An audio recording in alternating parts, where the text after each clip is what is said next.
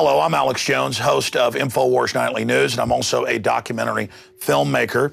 And I've been doing a lot of research concerning preparedness because my listeners have been asking me my opinion on it because it's one of the hottest phenomenons in society right now. And that's for good reason. There is a social conscience or social instinct that all is not well in the state of the United States or the world. We see incredible degeneration in our economy thanks to the globalists.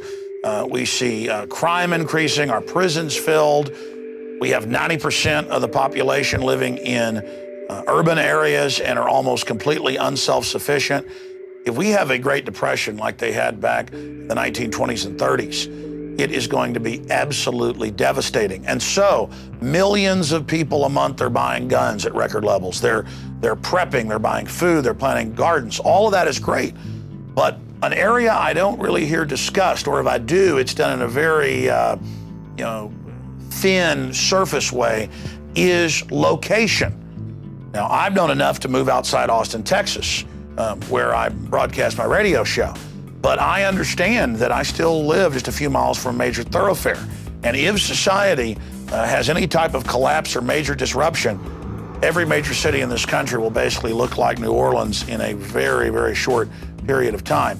And so that's why I personally am getting prepared with solar and with well water and rainwater collection and firearms. But I'm also getting prepared politically out there trying to wake up others, so that as these hard times unfortunately get worse, because the globalists have engineered it that way, that more people are awake and understand what's happening.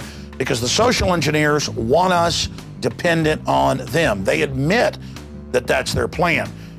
The question is, who's going to make it to that finish line before this accelerated collapse actually takes place and these larger wars that they want to start?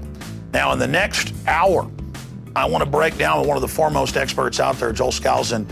He's written the book, Strategic Relocation. We'll put that up on screen, North American Guide to Safe Places, 3rd edition. But I wanted to have a visual guide to the book with the author walking us through this. Now, Joel, of course, his famous uncle wrote The Naked Communist, exposing that powerful elites were funding communism. Joel himself is an author, and he is the editor of the acclaimed World Affairs Brief that breaks down things on a daily and weekly basis. He was also a Marine Corps fighter pilot who made carrier landings at night. We were talking about that before we started taping here today. Maybe at the end, he'll talk a bit about that, staring death in the eye, as we all do in one way or another. And as we talk about trying to get prepared and ready for what's already hitting us. You see, people now realize the New World Order, globalism is real. And about 2% of the population is now trying to prep. Most experts I talk to say that if 3 to 4 to 5% start to prep, that's going to drive up prices on everything and is going to put prepping and preparation out of reach of a lot of people. So it's important now to start moving in that direction. And hopefully we can reverse the tide of tyranny, and this won't be needed. But if we don't reverse it, it's obviously going to be needed. So it's insurance that is also a way of life and self-sufficiency that all of our ancestors in every culture did, just out of hand. I mean, whose grandparents out there didn't have storable food and things like that and kept some money in the mattress? And we called them old fogies. Well, that common sense is coming back into style. So with us is Joel Skousen to walk us through his book in a visual format. And this truly is the secrets of survival from one of the foremost experts. He also is one of the foremost experts in safe homes and consults all over the country and the world. Joel, great to have you here with us. Good to be with you, Alex. You've got the floor. Break down what you're going to go over here today.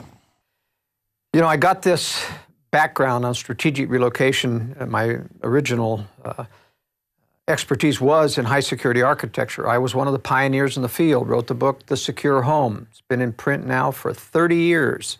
And it's the Bible of that genre of building. But as I did so and designed and worked with people to help them build homes all over the country and even in some in Central America, I unknowingly became a judge of what was a safe location and what wasn't a safe location. And so about 2 years before Y2K hit, I wrote the book, Strategic Relocation, the 1st edition. It's been a long gestation since there. The book has been selling steadily since 1998. But since this new third edition came out, it has all new color maps of every state in the Union, provinces of Canada, all of the regional threats, charts galore. It's the analysis in this book, as well as the graphics, that leads people through a complete understanding of every state, helps them walk through the decision process. Because frankly, this is not easy. It's not easy because very few people can go and leave their jobs and go out into rural areas where there's safety. In other words, security financially is the antithesis of security in terms of location, because the safest locations are where there's very few people, very rural, and that's the opposite of what you need to have jobs. But what happened in Y2K, I was one of the advisors to Gary North when he was really pushing Y2K, and the world owes a great debt of gratitude to Gary for warning about Y2K. In fact, the establishment laughs at him now, but they took his warning, they fixed most of the problems, and didn't give him credit for the fact that he goaded them into it. But there were a lot of people in Y2K that said the end of the world is coming, I'm bailing out of society, going out to rural. They bought a lot of survival equipment, generators, food storage, etc. And when it didn't happen, it did happen. There was about 5 major events that the media covered up. But really, the infrastructure stayed together. And about a year later, I started to get calls from people saying, Joel, I hear you do consulting and strategic relocation. I'm out here in Podunksville, and I've run out of money. Self-sufficiency turned out to be a lot more expensive than I thought. What do I do? And I said, I hate to say this, but you got to go back into society. You got to reestablish your financial lifeline. Then you got to do this all over again properly, carefully, using contingency planning rather than just bailing out. Now, there are some people who can live anywhere, who can live off of a computer and who can go anywhere they want, live in a rural community. But even them, and I was one of those that did that myself, I took an airplane and I flew all around the country and I picked out the most idyllic spot in Oregon, the Hood River Valley, moved my whole family there. And then it came time, we had homeschooled them all, it came time to college, and I realized there's no way to give these guys a college education in Ruralsville.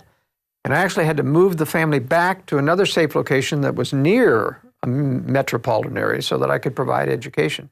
So you see, even for a survival expert like myself, it isn't a clear-cut, easy choice. You have compromises that every location has. But the first process I like to take people through, which I'd like to do in this interview, is how to engage in strategic thinking. Most people, and I can't blame them, we're victims of the world that we live in, but we live in a world of illusions. Now, those illusions of prosperity have somewhat broken since 2008. But in fact, people still think that things are pretty good. Restaurants are full, the movie houses are full, people are still spending money. We have kind of a segmented selective recession, selective depression. There are people who are out of work, who are really hurting, who can't raise their money or their income to match inflation. And there's those people that are on the receiving end of inflation, 2 or 3 steps down from the government putting money out. But they live under the illusion of prosperity, that these things are coming back. Every night on the nightly news, as you know, the business people are always hyping recovery. It's just around the corner. They've been doing that for 2 years now. Still not here. But in fact, there are signs of an inflationary recovery starting. And it's a combination of a couple of things. One, we have sat for 3 or 4 years not inflating, not going into deeper debt, at least in terms of the consumers, and that's been healing the economy slowly. It's been getting people used to what I call the real economy. That is not based upon consumer debt completely. It's based upon people's disposable income. And at the same point, we have had consolidation of bad properties, bad values. These things are being liquidated through foreclosures, and all of that's healthy. All of that should occur. And in fact, the economy would heal if they wouldn't try to pump more money into it, recover. But I suspect, my analysis is that we're going to see one more bubble that they're going to create. And it's limited. It can't get as high as the previous bubble because we're facing what's called stagflation. The only tool in the toolkit for the globalist, for the Fed, is inflation. But they're limited because if they go much over 10% inflation, they start to strangle the people who can't adjust their income. And as that economy and the deflationary effects take over, it balances out the inflation and keeps inflation from getting to hyperinflation. To get to hyperinflation, and that's one of the biggest misnomers in our society, is that there's going to be hyperinflation. You really have to have two things. You have to have a fairly modest supply of money that you can double and triple fairly rapidly. We're well beyond that. Got a base in dollars worldwide of anywhere between $200 and $300 trillion. It's not very easy, even for the Fed at $10 trillion a year, to double or triple the money supply. Second thing is you've got to have an automatic injection mechanism where government increases everybody's income so that they accommodate inflation. That's what happened in Germany. They started taking over the payment of wages when France was... Instead, we've got a depression in the economy, and then they've done some inflating, but mainly just to pay off some of the big banking debts. Most of the inflation has gone into what I call the speculative economy. It is funneled through the investment banks that goes into their people, and that money isn't going into the real economy, maybe 20%, but most of it's churning in the stock market, churning in the Forex, foreign exchange market, and that's why it isn't getting here, and that's why the stock market keeps ballooning up. It's a separate economy that they've built, what I call the speculative economy. So what I'm saying is that we hear a lot in the prepper community. There's a show called Doomsday Preppers, and of course it's hyping ridiculousness and poking fun. But there are some legitimate people in here who have done a tremendous job at preparing. But I have to chuckle a little bit when I've seen some of the shows because of the reasons they give. Almost 90% of those on Doomsday Preppers think there's an absolute total economic collapse coming within 9 months.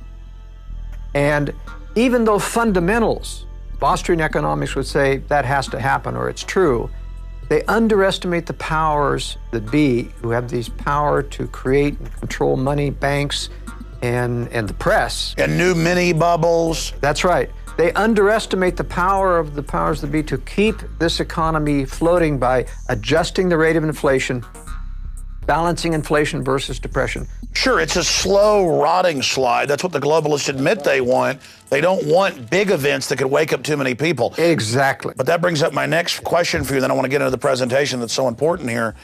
Why do you think then so many more people are getting ready? Well, part of it is that they don't understand the nature of the conspiracy. They don't understand that there is a great, powerful force, not only to take down liberty, which is what their agenda is, but to make sure that they don't get the blame for it. So they're going to they blame it on everyone. They blame it on the free market. They blame it on business cycle. It's not the business, it's the monetary cycle created by the Fed. And ultimately, these people are going to escape blame because they're planning a war for us, a third world war, a nuclear war, which in fact will wipe out a great deal of the financial centers and let them to walk away and say, it wasn't our fault. What's the strategy on the Arab Spring and putting Al-Qaeda and Al-Qaeda Light into Libya and all these other countries? The big agenda on that is a little bit complex, if you'll bear with me. They have dealt with these people for years, these tyrants like Gaddafi in Libya and Assad in Syria. They did rendition flights to Syria where they tortured people. I mean, these people have known these are evil people, but they've never taken them down before. Why now? Why the Arab Spring? It isn't because of democracy. It isn't because they want those people free. In fact, they're not free. Egypt has yet to achieve any kind of freedom. Libya is still in factionalized infighting, not going to be free. You got a lot of Arab nationals and radicals, a lot of Muslim fundamentalists running this show. They don't have an agenda about letting people do what they want. So the real agenda here, in terms of fomenting the Arab Spring, is to create conflict that is going to allow them to rearrange the chess pieces in the Middle East. Right now in the Middle East, you have Israel as the rising emerging power, surrounded by nations that have thousands of missiles that threaten Israel: Egypt, Syria, Lebanon, and Iran. So they're targeting Iran because Iran is the strongest boy on the block. They control, more or less, the other elements of the Arab fundamentalists, especially Syria, and Syria controls Lebanon. If they attack Iran, if they get Iran out of the picture, of course they know that Iran will retaliate before that attack is complete. That retaliation is going to give Israel an excuse to launch out militarily and bring the U.S. in, because the U.S. troops being in that area will get struck as well. Once we're bloodied, we have an excuse to come in. I think they're going to take down most of Israel's enemies in this next Middle East war. And they're going to neuter Iran, not by invading, because we can't afford another invasion. It would be very unpopular, like Iraq and Afghanistan is. But I think what they're going to do is not just go after the nuclear weapons, or the nuclear enrichment center. There are no nuclear weapons in Iran.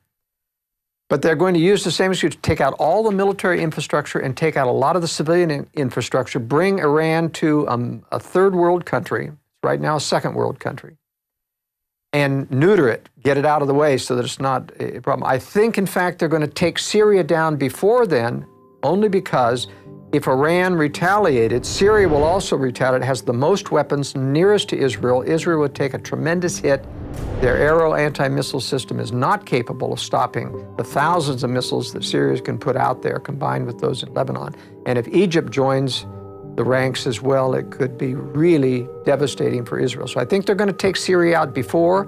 That's why they're engendering all of this foreign invasion of supporting the rebels, and why they don't give Assad credit for anything, including a ceasefire. They continue to exacerbate that ceasefire, as you've reported on your news very, very well. And so getting the Middle East out of the way is just a prelude towards the larger war they want to start. But it's part and parcel of the larger war, because part of that is you've got to build, Russia and China, who are going to prosecute this war against the West, need to have an excuse so they don't look like aggressors. That excuse is being handed to them by our globalist leaders, by this intervention. The underlying cause of all of the intervention is the desire to give the West the reputation of the bully of the world. And that's what they did in the Slavic countries. That's why in Serbia, in the attack, they went after civilian infrastructure to create hatred against Americans. Americans were popular in Russia and in Serbia and other, until they went after civilian infrastructure, bombed bridges and power plants and television stations, not just military targets. Israel did that same thing in the last invasion of Lebanon. They went after civilian infrastructure. No need to do that except to antagonize the population. And you say, why would anyone want to antagonize? People have to understand that there's systematic evil in the world. This isn't just one bad guy looking after his personal interests. This is systematic evil that thinks in strategic ways. We have to learn to think strategically. It's a three-level chess, and it's a stratagem, a deceptive stratagem. That's right. And the stratagem is, we're going to antagonize the world. It hands Russia and China the excuse to say, we went to war with the West so that we could stop the bully of the world, and the world will applaud. Just as most of the world applauded when Bush, got out of. That's why we learned it was really the CIA that leaked out the Abu Ghraib photos, who'd actually ordered it. That's exactly right. I mean, all of it is systematic, and then put America's name on the globalist agenda. Incredible. You're watching the film presentation of Strategic Relocation with Joel Skousen and myself, Alex Jones. We're going to go right back to it here in a moment at prisonplanet.tv. But I want to encourage all of the viewers out there to think about what's just happened in the last week and a half. And of course, we're talking about Hurricane Sandy and now the election. This society is incredibly complex, and when anything gets disrupted by an election or by a storm, society degenerates very, very quickly. And that's why it's important that even if you're going to live in a big city, to know the escape routes that aren't going to be used like the major thoroughfares that are going to turn into death traps, major highways and things like that. And to know about different regions of the country that are statistically safer if things ever get so bad that you decide to emergency relocate. It's about thinking about our surroundings and being aware. And this is a process that I've gotten deeper into as this New World Order engineered collapse accelerates. That's why it's important for everyone watching this video presentation to get the DVD at InfoWarsStore.com. When you do that, you're not only supporting our operation and what we're doing fighting the globalist, more importantly, you're getting a hard copy of the film with the expanded extras in a higher res quality so that you can also show it to your friends and family. There's also, of course, the internet kill switch they're designing more and more systems to delete videos off the web, so it's important to have a hard copy as well. But not just a hard copy of the film. The book Strategic Relocation, 3rd edition, that is brand spanking new, has hundreds of color maps and details those escape routes, goes over a list of countries and politically how safe they are or how dangerous they are, and the different attributes and problems associated with it. It gets into so many different angles that we also cover in the film that's coming up here. But again, it is so important for those of us that are aware of what's happening in this world to get even more prepared, and then to teach others how to be prepared. Because the globalists do not want you being prepared. They want you dependent so they can control you. This is what Stalin did with the kulaks in areas of Eastern Europe when they took over, cutting off the infrastructure and making them starve to death in Ukraine and other areas. This is what Mao did with the Cultural Revolution and the Great Leap Forward from 1949 and on. This is what Hitler did to occupied areas. This is about consolidation, because the name of the game is control. So we have the film Strategic Relocation. We have the book Strategic Relocation that everybody should keep in their car for just the road maps alone. And there is Joel Skousen's book, The Secure Home. We have all of these publications discounted with free citizen rule books with every order at InfoWarsStore.com. This is a win, win, win, win. You support our operations to get the news and the truth out when you buy books and videos and t-shirts and things from us at InfoWarsStore.com. You get hard copies of this key information to educate and inform yourself to a higher level, to then force multiply that to your friends, your family, your neighbors, your community. And I'll assure you, even if you're a Special Forces veteran, you will learn something from these books. Even if you are a woodsman or a huntsman, you will learn something from this information. Because Joel Skousen, I've researched the work he's done, and quite frankly, it's amazing that he's built houses in all 50 states, that he's consulted all over the world, that he's lived in many of the countries that he breaks down in this film and in these books. We're going to go back to the documentary right now, but again, please think about going over to InfoWarsStore.com or InfoWarsShop.com and securing copies of the books and the film so that you have hard copies in your library and support our operations. We take you back now to Strategic Relocation. Well, Joel, I interrupted you and segued off in the Middle East, but get back into the point that you were trying to make previously.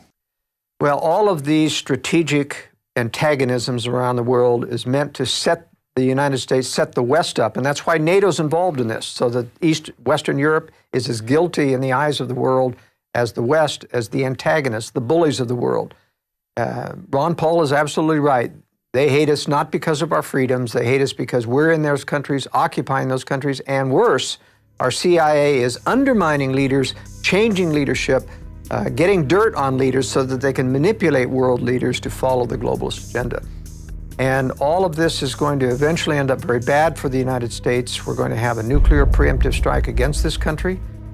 The leaders want it. They're preparing for it. They're covering for it. They aren't telling the American people that Russia is building a tremendous nuclear arsenal, even as we continue to disarm, even as they do not disarm, even while we disarm, and we don't tell the American people that we know that they're not disarming. I mean, this is a tremendous charade, an evil charade. Our Western counterparts even took part in promulgating the phony fall of the Soviet Union. They knew that this was a fraud. They knew that the communists were simply going underground, that these were puppets like Yeltsin and Putin who still worked for the communist hierarchy. They knew, as anyone who in Moscow knows, you still hear the words, the party tells you to do this, the party says this. And they never even took the red stars off the tanks. They marched on May Day, recently, and break down for people then before we get into preparedness, because this is important just briefly, the different factions you see, because I look at your theory and your idea that they're planning to let the United States be attacked and then basically rise up this new, global order to, counter it. And it's not about freedom. It's all about this hegemonic control. But I see the underground bases. I see the giving away of the Panama Canal. I see the destroying of infrastructure while building an underground infrastructure, and not just physically underground, but a shadow government system. There's instant, evidence everywhere that the elite is, building up towards the type of thing you're talking about. There is evidence. For example, when I was designing and helping to build and oversee high security homes around the nation, I would find contractors who would say that he's former CIA, he's former Treasury, and they're all building bunkers under the house. So they know that something big is coming. They're not building those bunkers, and the U.S. isn't building huge underground bases and bunkers because of some terrorist threat. They know that a massive nuclear attack is coming. They want that attack to come. But there are secret weapon systems. In fact, it's kept Russia and China for years from attacking the United States. They're afraid of what they don't know about. That's why their espionage is at full fever pitch in the United States, because they're trying to find out what they're really going to face if they attack the United States. And the United States is bending over backwards to appear weak, to give concessions. And you hear some of these eavesdropping conversations about the Russians. Can't understand those Americans. They seem so stupid. They seem like, so we're so easy to infiltrate. They don't realize, though, that our own government is laughing themselves, saying, they think that because they're only infiltrating one level. They're infiltrating really the stage-managed circus. And we don't capture and we don't arrest their spies because we want to make them feel comfortable that we're vulnerable, that we're easy to infiltrate. But in fact, there are sections that can't be easily infiltrated, and those are not being prepared to save America. They're being prepared only to bring out those secret weapons to prosecute World War III after we've been attacked, after we've been devastated. Because it's very simple. If the American military is intact, the Americans are going to rise up and say, go get those guys, let's prosecute this war and use our own troops to do it. But if our troops are decimated, then we come out and we say, what can we do? And our globalist leaders say, oh yes, we're no longer a military power. Our only salvation is join together with all the remaining nations, form a new United Nations, probably called the League of Democracies or something. And we'll make this militarized, and as a world organization, we'll go after Russia and China. Well, Henry Kissinger has said things like that. He said, faced with a big enough crisis, America will accept UN troops in Los Angeles. Yeah. And several of the globalists over the years have made these things that we have to get globalism by stealth. We have to fool people into accepting it.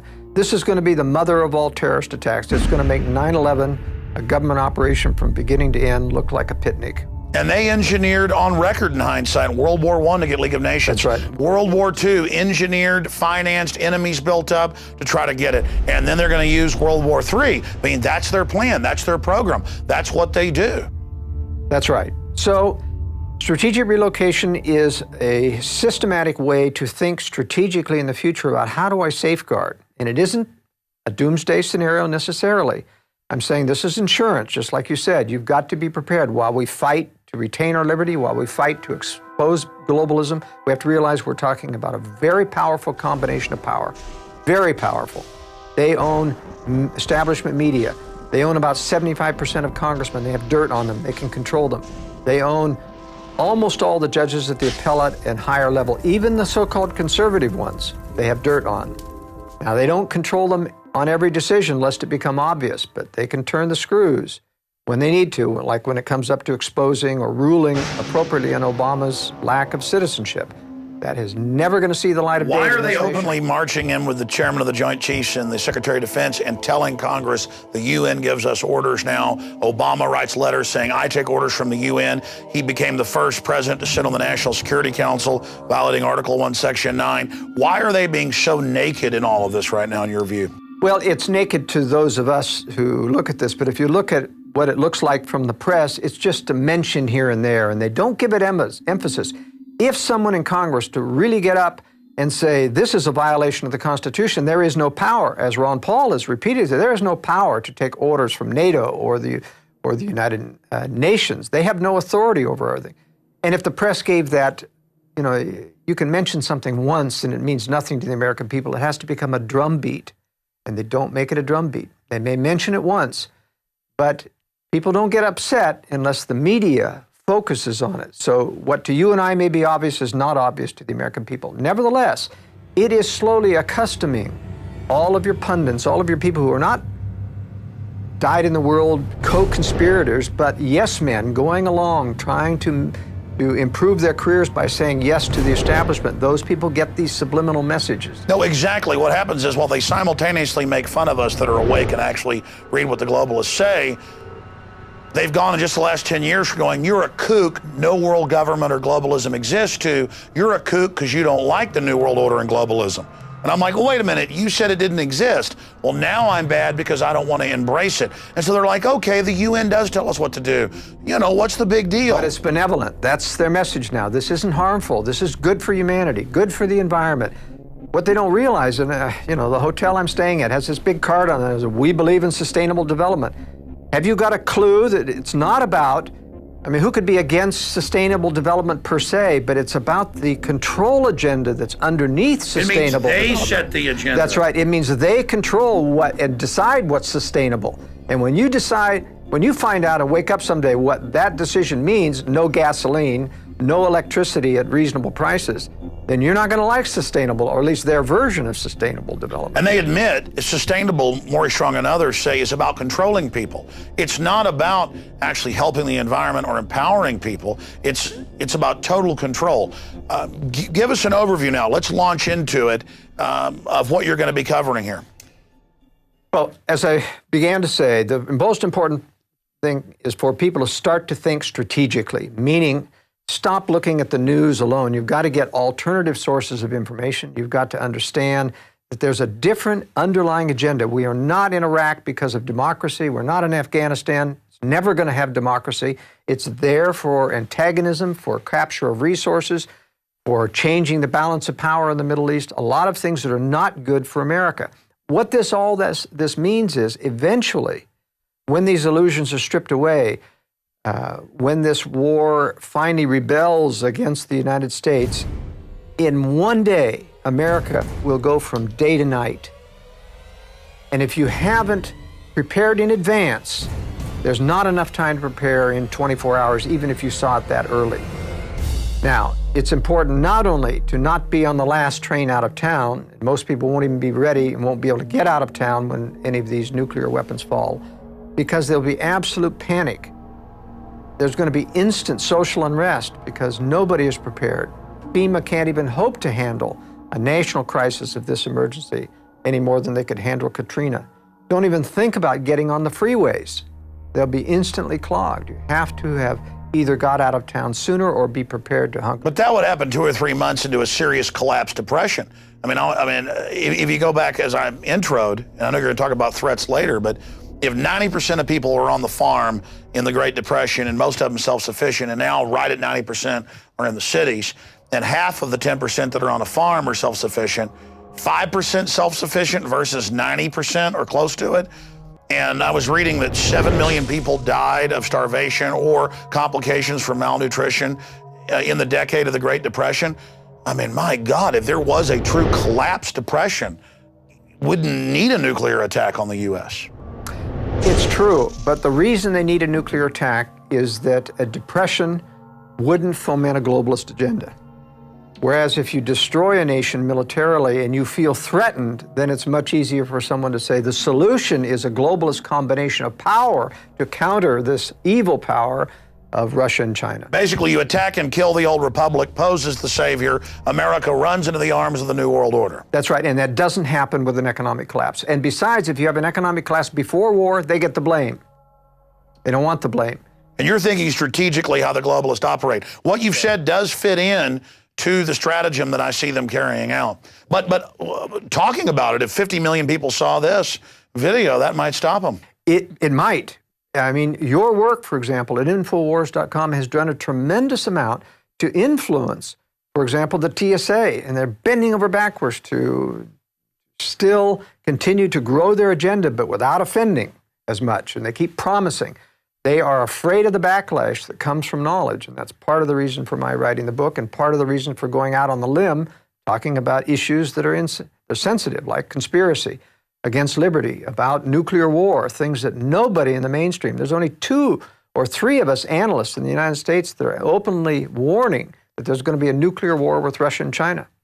And we have access, the government has twice as much information as we do, and they're absolutely silent. fact, I've had intelligence people from the Defense Intelligence Agency tell me we have orders never to criticize Russia or to reveal anything we know about Russia. Now, why would you do that? You weren't trying to cover for a nation. If they're supposedly down and out and our friends and our allies, why would you need to cover? Meanwhile, Putin's constantly bragging about the new hypersonic Tupolev that can dodge everything and rolling out new jets. And the Chinese president said prepare for war with the U.S. just 3 months ago.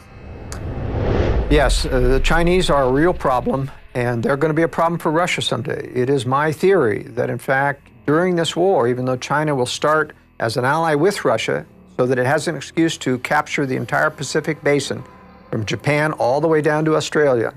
And that's why Australia and New Zealand are not good retreat places, because they will be occupied by China in the next war. Nevertheless, they'll not necessarily treat everyone harshly because they know that they're going to switch sides during the war, attack Russia's rear, play like they're allies of the West in order to get more aid and trade, and then after the war's over, they'll become the new Cold War enemy. That's my theory. And so I think we're talking about three predator centers of power: Anglo-American establishment, Russia, and China. And they're not controlled by one another. They're independent predator centers. They're all each trying to develop their version of a new world order controlled by them. But they will make temporary alliances and induce one or the other to attack. That's what we're seeing. Well, exactly. They take whatever the most abusive form of social engineering is from the others and cobble them together. And the Chinese communists are always saying, it'll be our new world order. And the Russians go, no, ours. And then the Anglo-American European system, it'll be ours. And it's just a rush towards evil. Now, going back to strategic relocation, the major threat that we're going to face, and this is I take a great deal of time in the book talking about threats, because part of thinking strategically is understanding what the realistic threats are. And I'm not just talking about tornadoes and earthquakes or tidal waves. I'm talking about the longer-term threats that come mostly from what you correctly surmised is the movement of people into population centers, the urbanization of America, which, of course, the environmentalists want everybody urban. But it's totally short-sighted, because if everybody's urban, no one can be self-sufficient if you're urban. You can't grow enough food. You can't get your own water. But it's short-sighted if they really meant well. They admit in Agenda 21 that the plan is to have us in controlled areas, and that's why they're attacking the Amish and everybody. They don't want real sustainability. Yeah, I think that's right. They actually want people dependent on government. It makes them very much under their fist, and that's where we're all headed by being lured into high-rise, urban, eco-friendly, pollution-free cities. Well, it's not going to work out that way. The greatest pollution of all will be a stinking city that's cut off from food and water and starts to rot, and rot very rapidly. Now, you don't want to be part of a major metropolitan area when that happens. And so this is the crux of what I teach people in strategic relocation.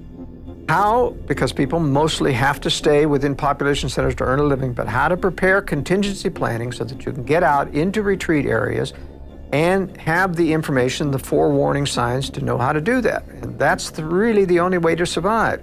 Most people cannot get rural right now. They can't make a living. It's just impossible. So this is a solution for everyone. But let's talk about this major threat. The number one that I concentrate on is not terrorism. It's not natural disaster. It's not even government or war. The major threat is population density, because every crisis that threatens, even a local crisis, can turn exponential because of close proximity to other people who cannot help themselves. Even good people panic in a crisis. You don't have to be evil.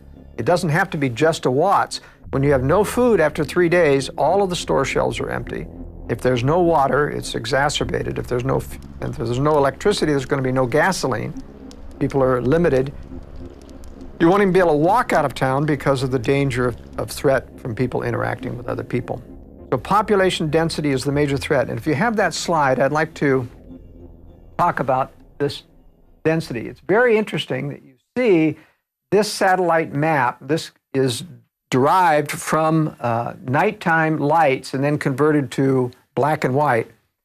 But if you can see the detail here, this entire half of the United States has 3 to 4 times the population density of this area here. It's dramatic when you see all of the shading. You know, you drive through the Midwest and the farms and you see little farms here and there, but every one of these pixels and things are thousands of people. Now, this is the most populous and most dense area in the entire United States, and these 3 areas on the West Coast around Seattle, Los Angeles, and San Diego are also heavily, or San Francisco and Los Angeles are heavily populated. In a crisis, any crisis in where infrastructure is cut off, these people are going to start to migrate outward.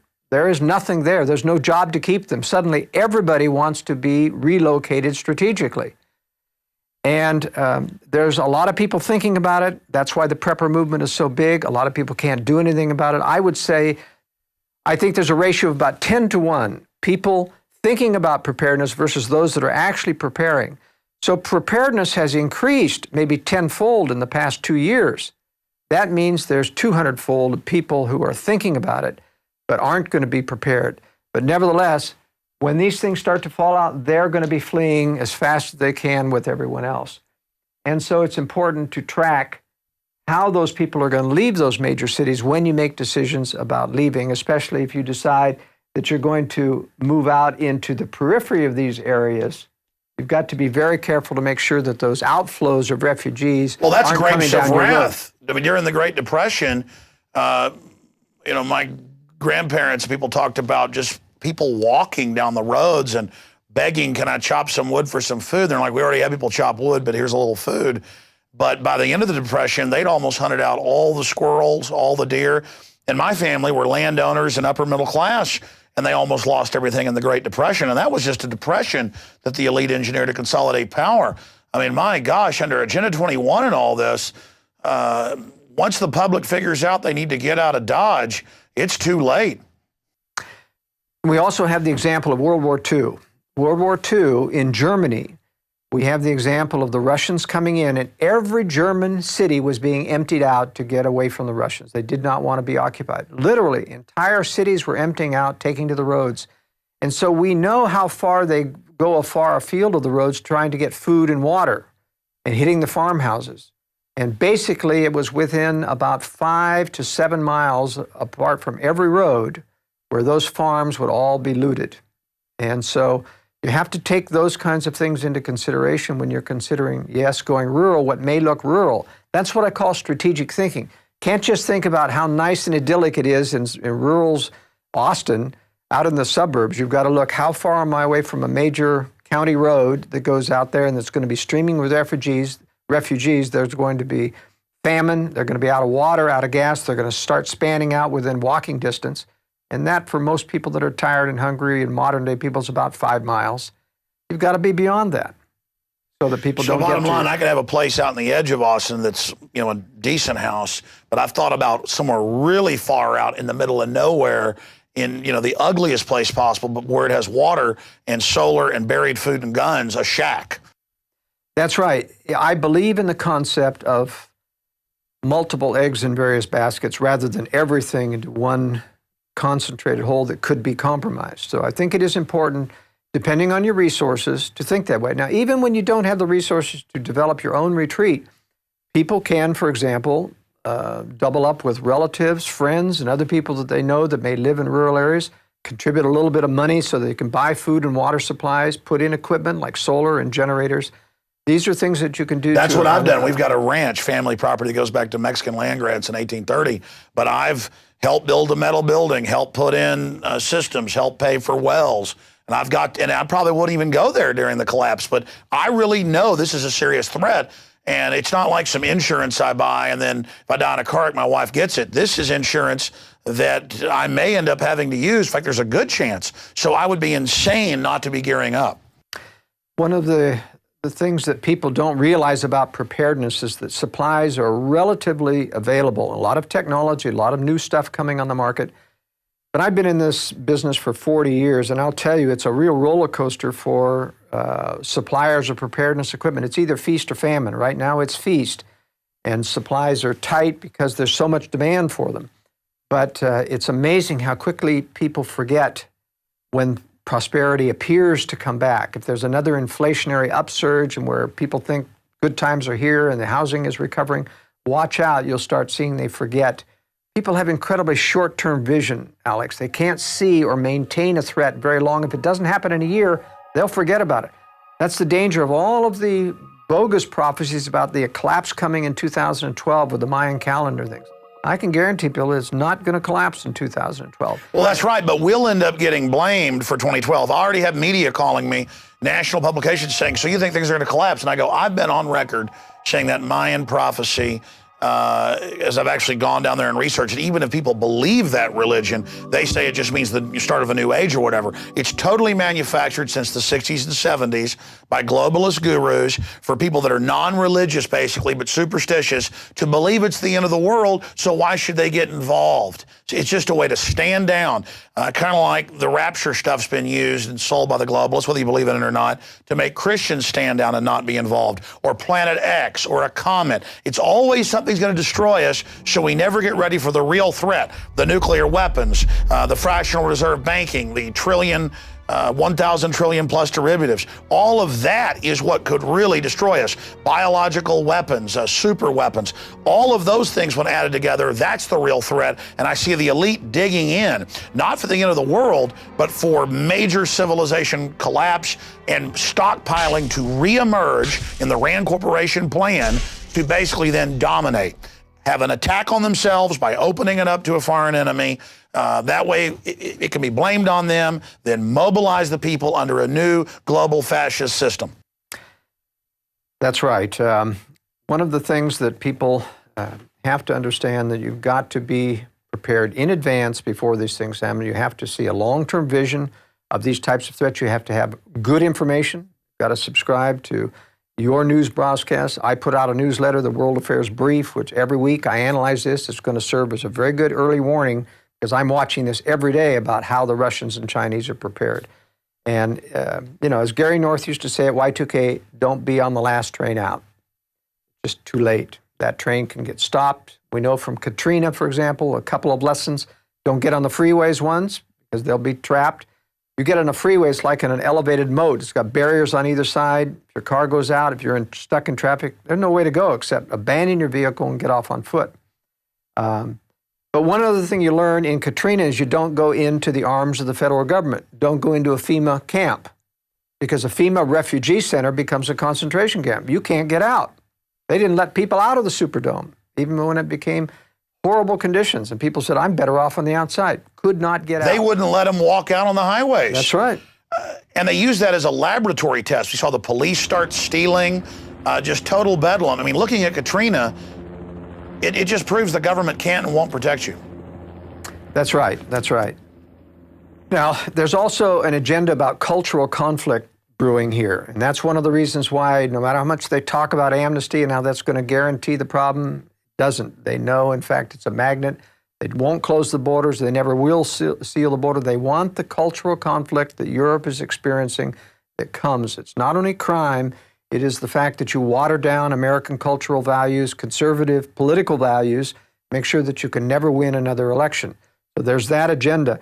And I have in Strategic Relocation several maps that talk about minority concentrations. And I don't do this because I view minorities necessarily as inferior, but because with certain cultural inflows, you have generalities you can make about the levels of crime that come from those cultural inflows and what it impacts American society. We know that there are radical people funded by globalist elements like La Raza and other organizations that want to foment social unrest and racial tension within the... So that's just a basic divide and conquer strategy. Just like you said, you don't want to run to some other country just because you can't really communicate. And again, it's part of that divide and conquer.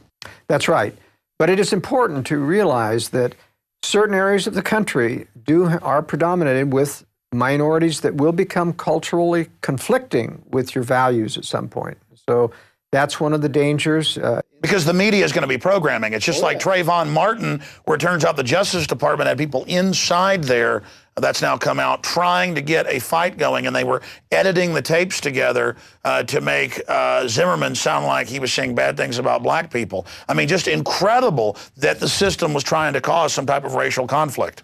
That's right, and there is that's going to happen. For example, the KKK is almost completely now staffed with agent provocateurs. They have northern accents. They're not Southerners at all anymore. If you see any of these television personalities representing the KKK, it's very clear this is not a Southerner. And you have these racial activists within the Latino community, too, that get these people out on the streets. This is not going to bode well for America, even though the person who's fluent in Spanish, I have many, many Latin American friends. I've lived in South America. I feel very comfortable with these people. I recognize, and the good Latinos recognize the coyotes, the people who are the predators, the drug dealers, the people who are giving them a bad name. And they're here in the United States and they're protected. One of my subscribers to my World Affairs Brief told me of an incident in Libby, Montana, whereby he got a Homeland Security brought in, I guess it was the police that captured a Latino drug dealer on the Indian reservation pushing. And he needed rehab and other things, and so he finally sent him on and back with a prescription to get into rehab, et cetera. He called up later one of his friends in Homeland Security about what happened to this guy, and he said, we released him. Now, he was on criminal drug charges, pushing and other things, had medical problems. They released him, and he questioned them why, and he said, we have orders to release them. So they're putting him back into society. Well, sure, that's like releasing the violent offenders, keeping nonviolent in to basically work for 25 cents an hour, displacing jobs outside. I mean, look at the big banks.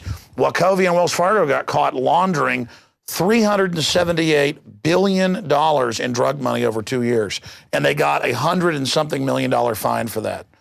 So, I mean, there it is. It's just total. How does the drug trade tie into the whole globalist system?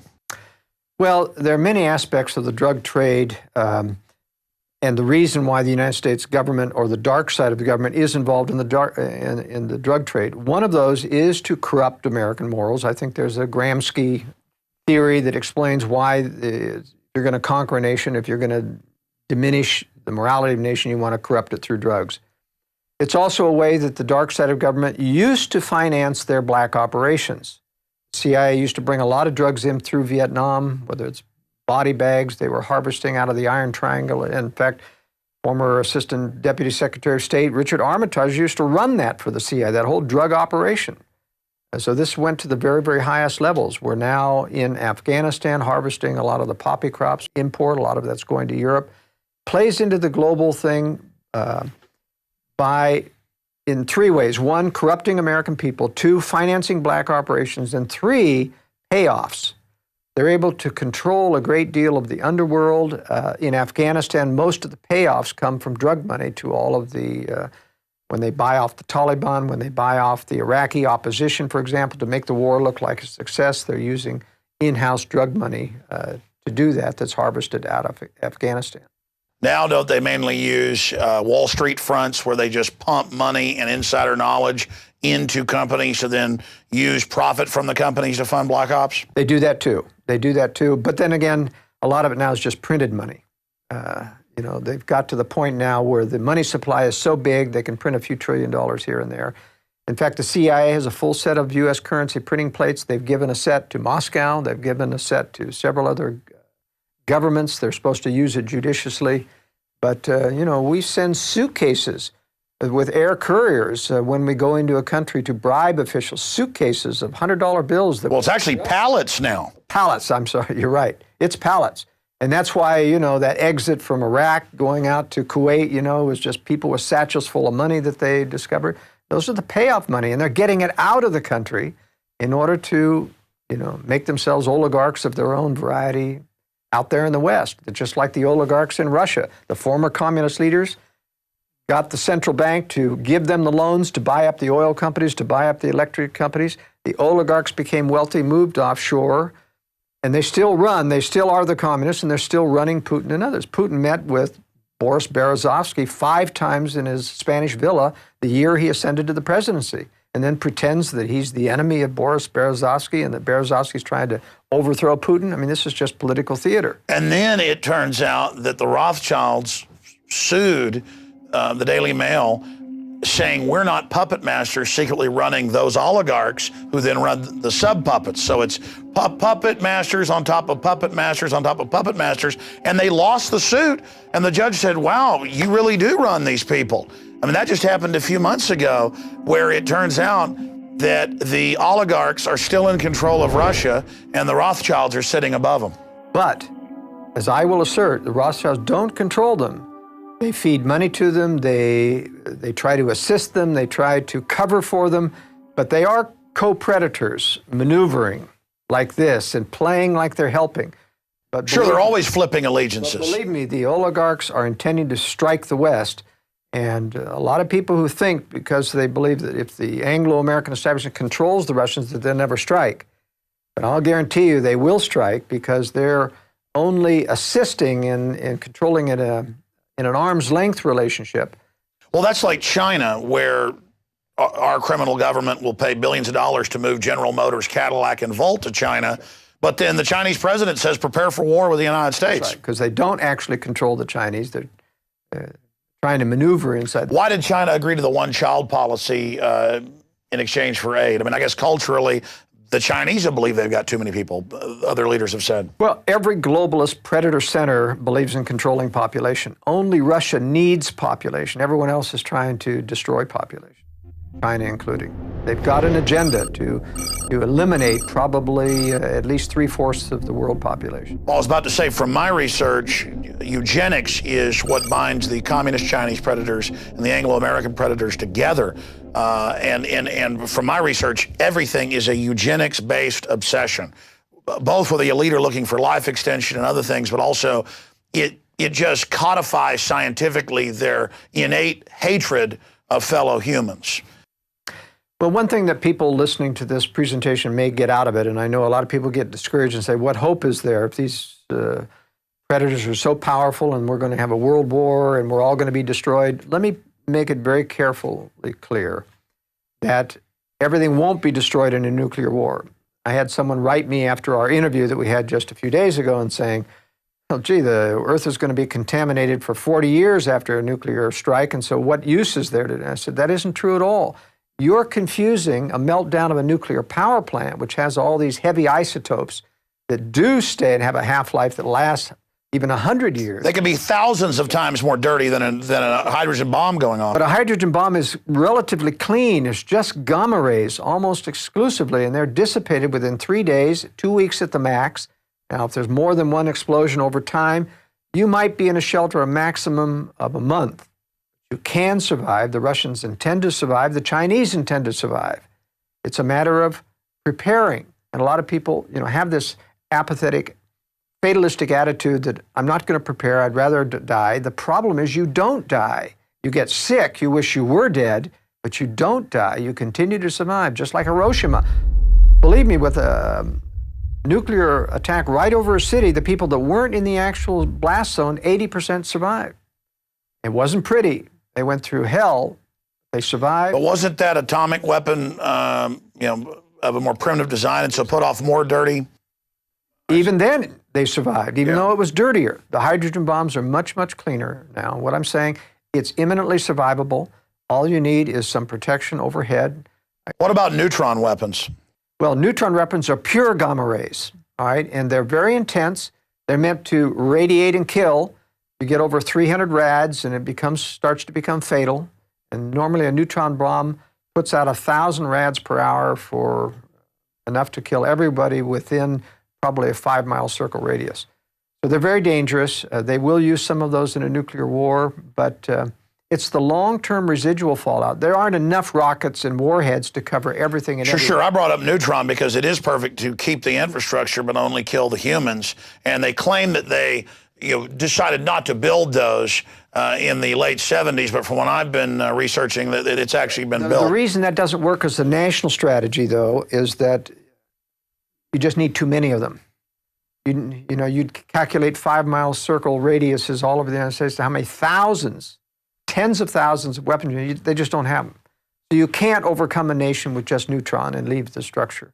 You've got to decapitate the military so a nation wants to give up and not fight. That's what the Russians and Chinese are betting on. Decapitate the United States and everybody's going to give up and say, whoa, we can't defend ourselves without the U.S. military.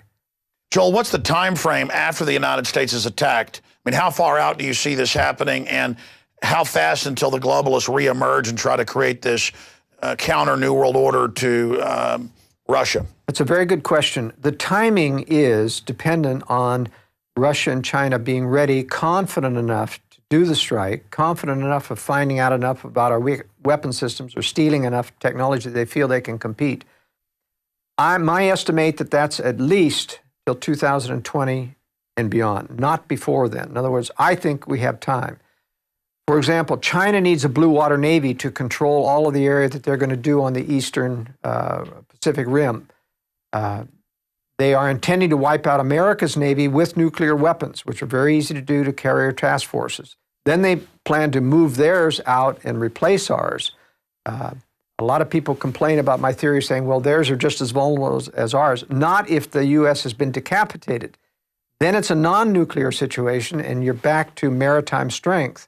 That's what the Chinese did. They're at least 10 years out on getting a full blue water navy. Their 4 aircraft carriers won't be completed in 2021 to 23.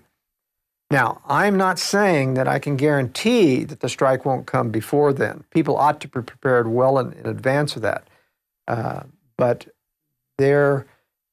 Russia and China, Russia is going to be ready much sooner than, but they are really up on nuclear missiles. They, have hundreds more nuclear missiles of the newest Topol M variety that they have deployed in underground bases like Yamato Mountain, which is a complete underground factory system. Well, that's my next point, and then I want to get deeper into your overall analysis and actual regions and show some examples of some of the death traps that are out there like New Jersey, New York, Southern California. The main reason that I think your research has a lot of credibility is because it's one of the only theories that fits into what I see. The Chinese, it's in the news, are going crazy building underground bases.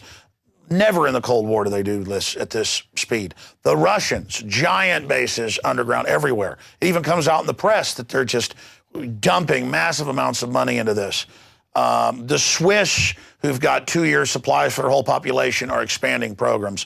All over Europe, the elites are publicly moving to islands and preparing and building bunkers. You're in that business. You say you've never seen it expand like this.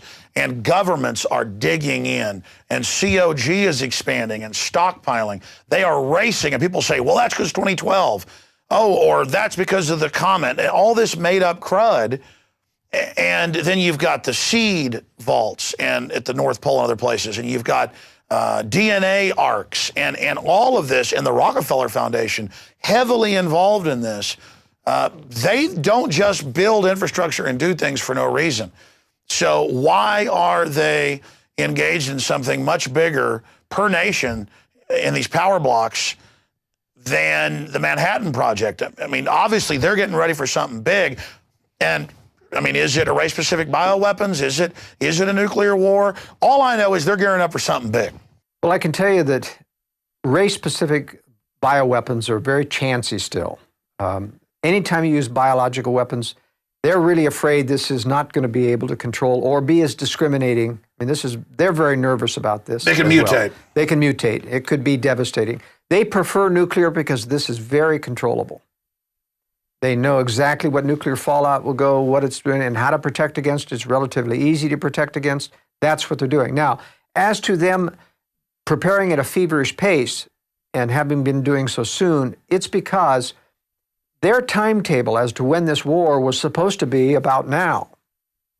In other words, they were planning on inducing Russia and China to strike as early as now, and it just hasn't worked. It keeps prolonging. They were doing major disarmament in the 1990s, PDD-60, where President Clinton came out in 1997, told the nuclear establishment in the United States to prepare to absorb a nuclear first strike and not launch on warning. Meaning, you may think you got the launch procedure and all, but you're not going to get permission to launch. That's, even our military today saying, no, we've got the procedure for launching on warning and for retaliating. I said, yeah, but you can't do that without permission. You're not going to get permission.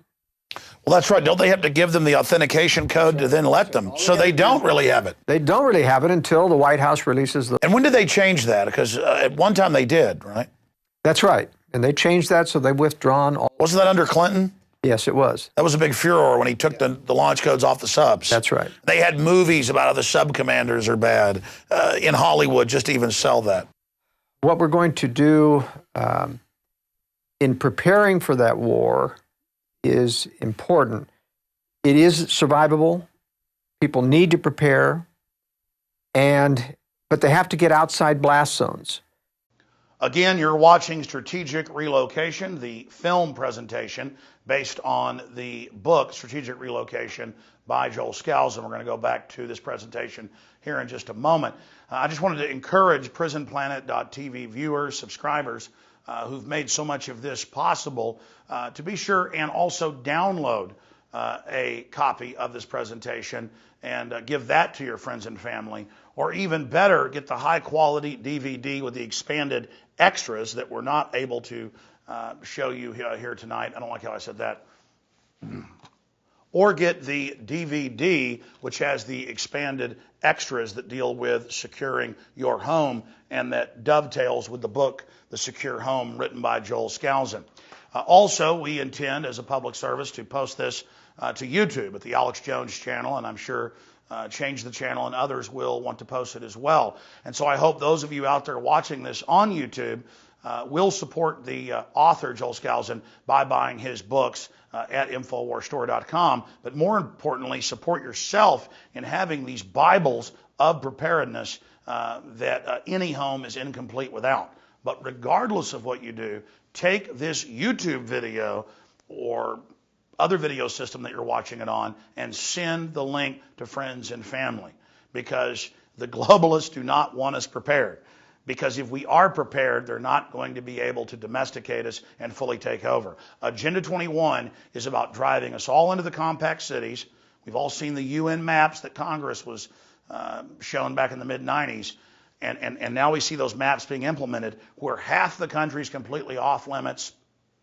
Another 40% or so is very restricted, and less than 10% is, quote, free use. This is global world government zoning. They just had the Hurricane Sandy. And I saw on local Fox News, the environmentalists said you shouldn't be able to rebuild because buildings are bad on the beach. Well, it's about insiders only being allowed to build. So that's what this is all about, ladies and gentlemen. They want you under their control. And sure, even if you can't move to the safest zones in the U.S., there's a lot of options broken down here in this film and in the books. You can move to safer areas per capita outside your city. I commute in about 20 miles every morning. I live about 18 miles outside Austin, and then a couple miles into Austin is my office in South Austin. And that's not the perfect place, but Joel Skousen, in his book says the Hill Country is one of the safer areas, or the safest area per capita in Texas. But still, it's not perfect. But before I'd even read his book, I'd done my own research and decided that that was the safest area. And that's where a lot of the elite were moving as well. And sure enough, in my own research, dovetailed with his. But here's what's amazing. He knows areas all over the country because, again, he's built homes all over the country. Joel, you also in your book get into ethnicity maps. And let's face it, the globalists look at those and use the media to play groups off against each other. Take Trayvon Martin just recently. They edited audio together, the 911 call, NBC did, to make it sound like he was racist against black people. They sent Justice Department people in to the new Black Panther Party, it turned out, to call for race war. So during an emergency or in a collapse, they're definitely going to try to play people off against each other. And you break down maps of this in your book. Tell us about it. I do cover the cultural conflict issue as well as racial and ethnicity. And I show maps that show where high-density minority populations are. And I do this not because I'm racist, because I have many friends in both camps, but because those camps themselves realize that they're being manipulated by the media, by globalists. It's a very popular thing to play on race. it's not so much that they will use it, in my opinion, during a crisis as much as they will use it to foment crises. And they have for many, many years used the illegal alien. Whenever you get a strong movement in conservatives against giving amnesty, they hit the streets. Somebody's pushing those people out on the streets. ICE goes and does a raid and then they show all these kinds of pictures about the poor family members that are getting deported and little children are being left behind. This is meant, of course, to change law, to diminish one's ability to close the borders and have but ultimately, I think it's wise to stay away from large, interculturally mixed communities, which can be used in a crisis to turn against you or to play one race against another. Well, that's like the gangs of New York. It was all white people. You go back 150, 200 years ago in New York, but the big city crime syndicate was always playing different groups, Irish off against English, Polish people off against Germans. I mean, that's what the British great game is divide and conquer. I mean, it's just that simple. And I notice on your map, though, population density is also where you have those big conflagrations of different racial groups. So it's pretty simple reading your book, and I can tell there's deep research because I've done research on specific areas, and wow, this is accurate. I mean, just amazing. But as you've told me off air, it's decades of research you're already doing, just basically concentrated down into one book. Yes, and it's important that people get ready to exit the high-density areas. That's where all the crime is. That's where all the regulation is. That's where all of the high-density urban planning is. That's where the racial tension is. People just have to plan on getting out of high-density areas. Now, for the people that can't, of course, there's the strategy of living near the periphery of those things so that you're at the least density ring. You can commute into it, get out of it. We'll talk a little bit more about that, about strategy. Let's talk now about picking a safe country before we get to the analysis of North America. I get a lot of calls, Alex, about people wanting to leave the country. The basic philosophy, their line of reasoning is, this is where the globalist leaders are, this is where the bad guys are, they intend to do many bad things to us, they're getting ready to lock people up, they're building concentration camps, I gotta get out of the country. And so let's talk about a little about international retreating and what are the various options and opinions and problems. One of the problems is that all of the international websites about retreating to foreign countries are run by expatriates. Expatriates are people with money who have left the country, living the high life in Costa Rica or Australia, New Zealand. And it's a very deceptive point of view because things aren't going to be like that in a crisis. You have to look strategically, think strategically about what's going to happen to these nations when a real crisis, and are they going to be reacting the same to Americans in their presence as now? So let's look at this map and talk about some of the regions of the world. This is a world population density map, and you notice how high the population density is here in the Far East, in the Southern Belt, in India, China, Indonesia, all of these countries, extreme high population densities. This is not where you want to be. It's a very bad place. Europe is also a crown jewel of beauty in the nation, but it's extremely high density. I had a call from Czechoslovakia asking for advice about how do I implement strategic relocation, or have you done advice about Europe? And I said, no, it's really a lost cause. Too high density of population to survive there well in a crisis. You can also see in the Americas how you have the high population density in the east. Mexico is very, very high density. So is Costa Rica, Nicaragua, Panama. This is the band here from Venezuela to Colombia, Peru, and Ecuador. The bright spot in these nations is Chile and Uruguay. Now, Uruguay looks like it has a higher population density, but in fact, most of that is averaged out. It's only along the coast. Very low population density here. These two countries are fairly free market and amenable to people. These nations, Costa Rica especially, has a great deal of affinity towards American expatriates there, but prices are rising because there are so many Americans there. What people don't realize is that in Latin America, almost all of the educated intelligentsia, bureaucrats in government are Marxists. and they hate Americans, especially after George Bush. So it's very difficult to count on these areas accepting Americans, not taking advantage of Americans. Argentina, Mexico, and a couple of other countries, Brazil and others, have confiscated American bank accounts historically in the past. Now let's take a look at the map of economic freedom in the world. It's very telling about power economically and governmental vis-a-vis liberty.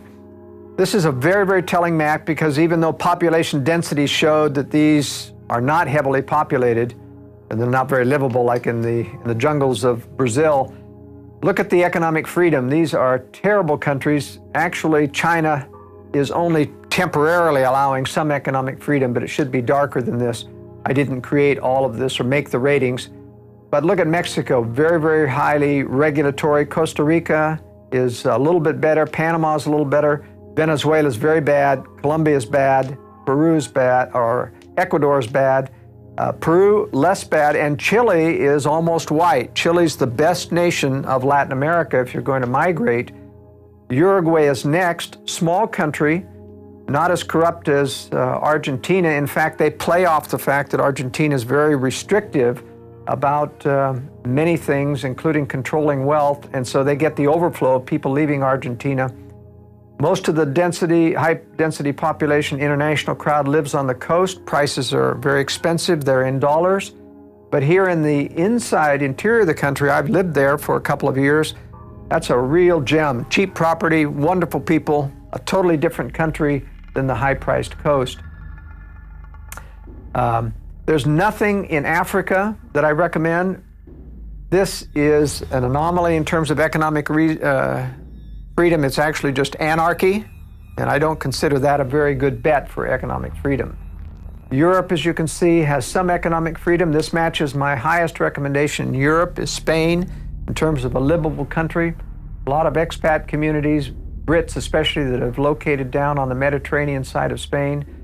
But Spain has a good, friendly people, wide-ranging agriculture, and if you'll notice, like in the movie The Great Escape, when everyone wanted to leave Europe in a problem, they went through Spain. So Spain's my top pick in Europe. Australia has a fair amount of economic freedom, but once again, the problem with Australia and New Zealand, twofold: very difficult to get in and get residency, make you pay a lot of money. The Australians have sold out to the Chinese interests. Almost all of their national resources have been bought or have contracted to China. I was reading, National Geographic was bragging that 98% or something of all their mines and rare earth minerals are Chinese run, as if that was a good thing to have Australia now a satellite economically of the Chicoms. But I can guarantee you that China will occupy Australia during the next war to make sure that they secure those things. And so if you want to live under Chinese occupation, it may be very similar to Japanese occupation. The Orientals are pretty ruthless, have very little regard for human life as a philosophy. Historically speaking, they have been the worst abusers of human rights in general against whole populations during wartime. So it doesn't speak well of retreating to these two countries. I think they'll also take New Zealand just because it's too close to Australia. Canada is my second best bet after the United States. The reason I'm still bullish on the United States as a retreat international location is because it's got the highest per capita density of liberty-oriented, freedom-educated people in the entire world. The problem in living in Latin America is that they're friendly to Americans now generally, but if ever the government clamps down on the globalists who control this country and Canada, put out the word to control American expats or send them home, you're going to find that those countries will comply. They are yes men to the globalist establishment. Canada, only advantage toward the United States is millions of square miles of wide open spaces to the north, though the climate is more hostile. The only acceptable strategy I find is living in border areas where you can go back and forth depending on what you need. That's fairly easy to do in between Canada and the United States. I exclude the eastern portion of Canada because all of the cities, about 90% of Canadians live within 50 miles of the American border. and thus they become extensions of the American cities. How does Alaska tie in, or Hawaii? Obviously, Hawaii is not a place to be. Hawaii, I give a 0 rating, the lowest rating possible, because it is an island, because it's far away from the mainland, and I believe it's possible, if there is occupation in the United States during war, it's going to be Hawaii that gets occupied. It's a strategic outpost for military adventurism, and the Chinese would be foolish not to take it. So it's a possibility that China could occupy Hawaii. But in any case, even if it gets cut off, I've lived in Hawaii. I know that it depends on shipping every week to bring in food, gasoline. You're going to be out of those things. Even though Kauai is my choice of an island if you have to live in Hawaii because it can be self-sufficient, Oahu is not self-sufficient agriculturally. The Big Island is self-sufficient. And so Kauai or Hawaii are the best places to be. But I'm afraid, as in any island, that it could be surrounded and occupied and you just simply can't get off the island if you need to. Now, Alaska is a very interesting case. I downgrade Alaska even though you could be self-sufficient there in the southern panhandle up through Anchorage, but it's still a very hostile environment. It's like an island. Everything has to be shipped into Alaska, and it's very, very difficult to leave if it should become untenable to live there. This is not easy to get down through the Alcan Highway. So it doesn't have lines of retreat? It doesn't have lines of retreat.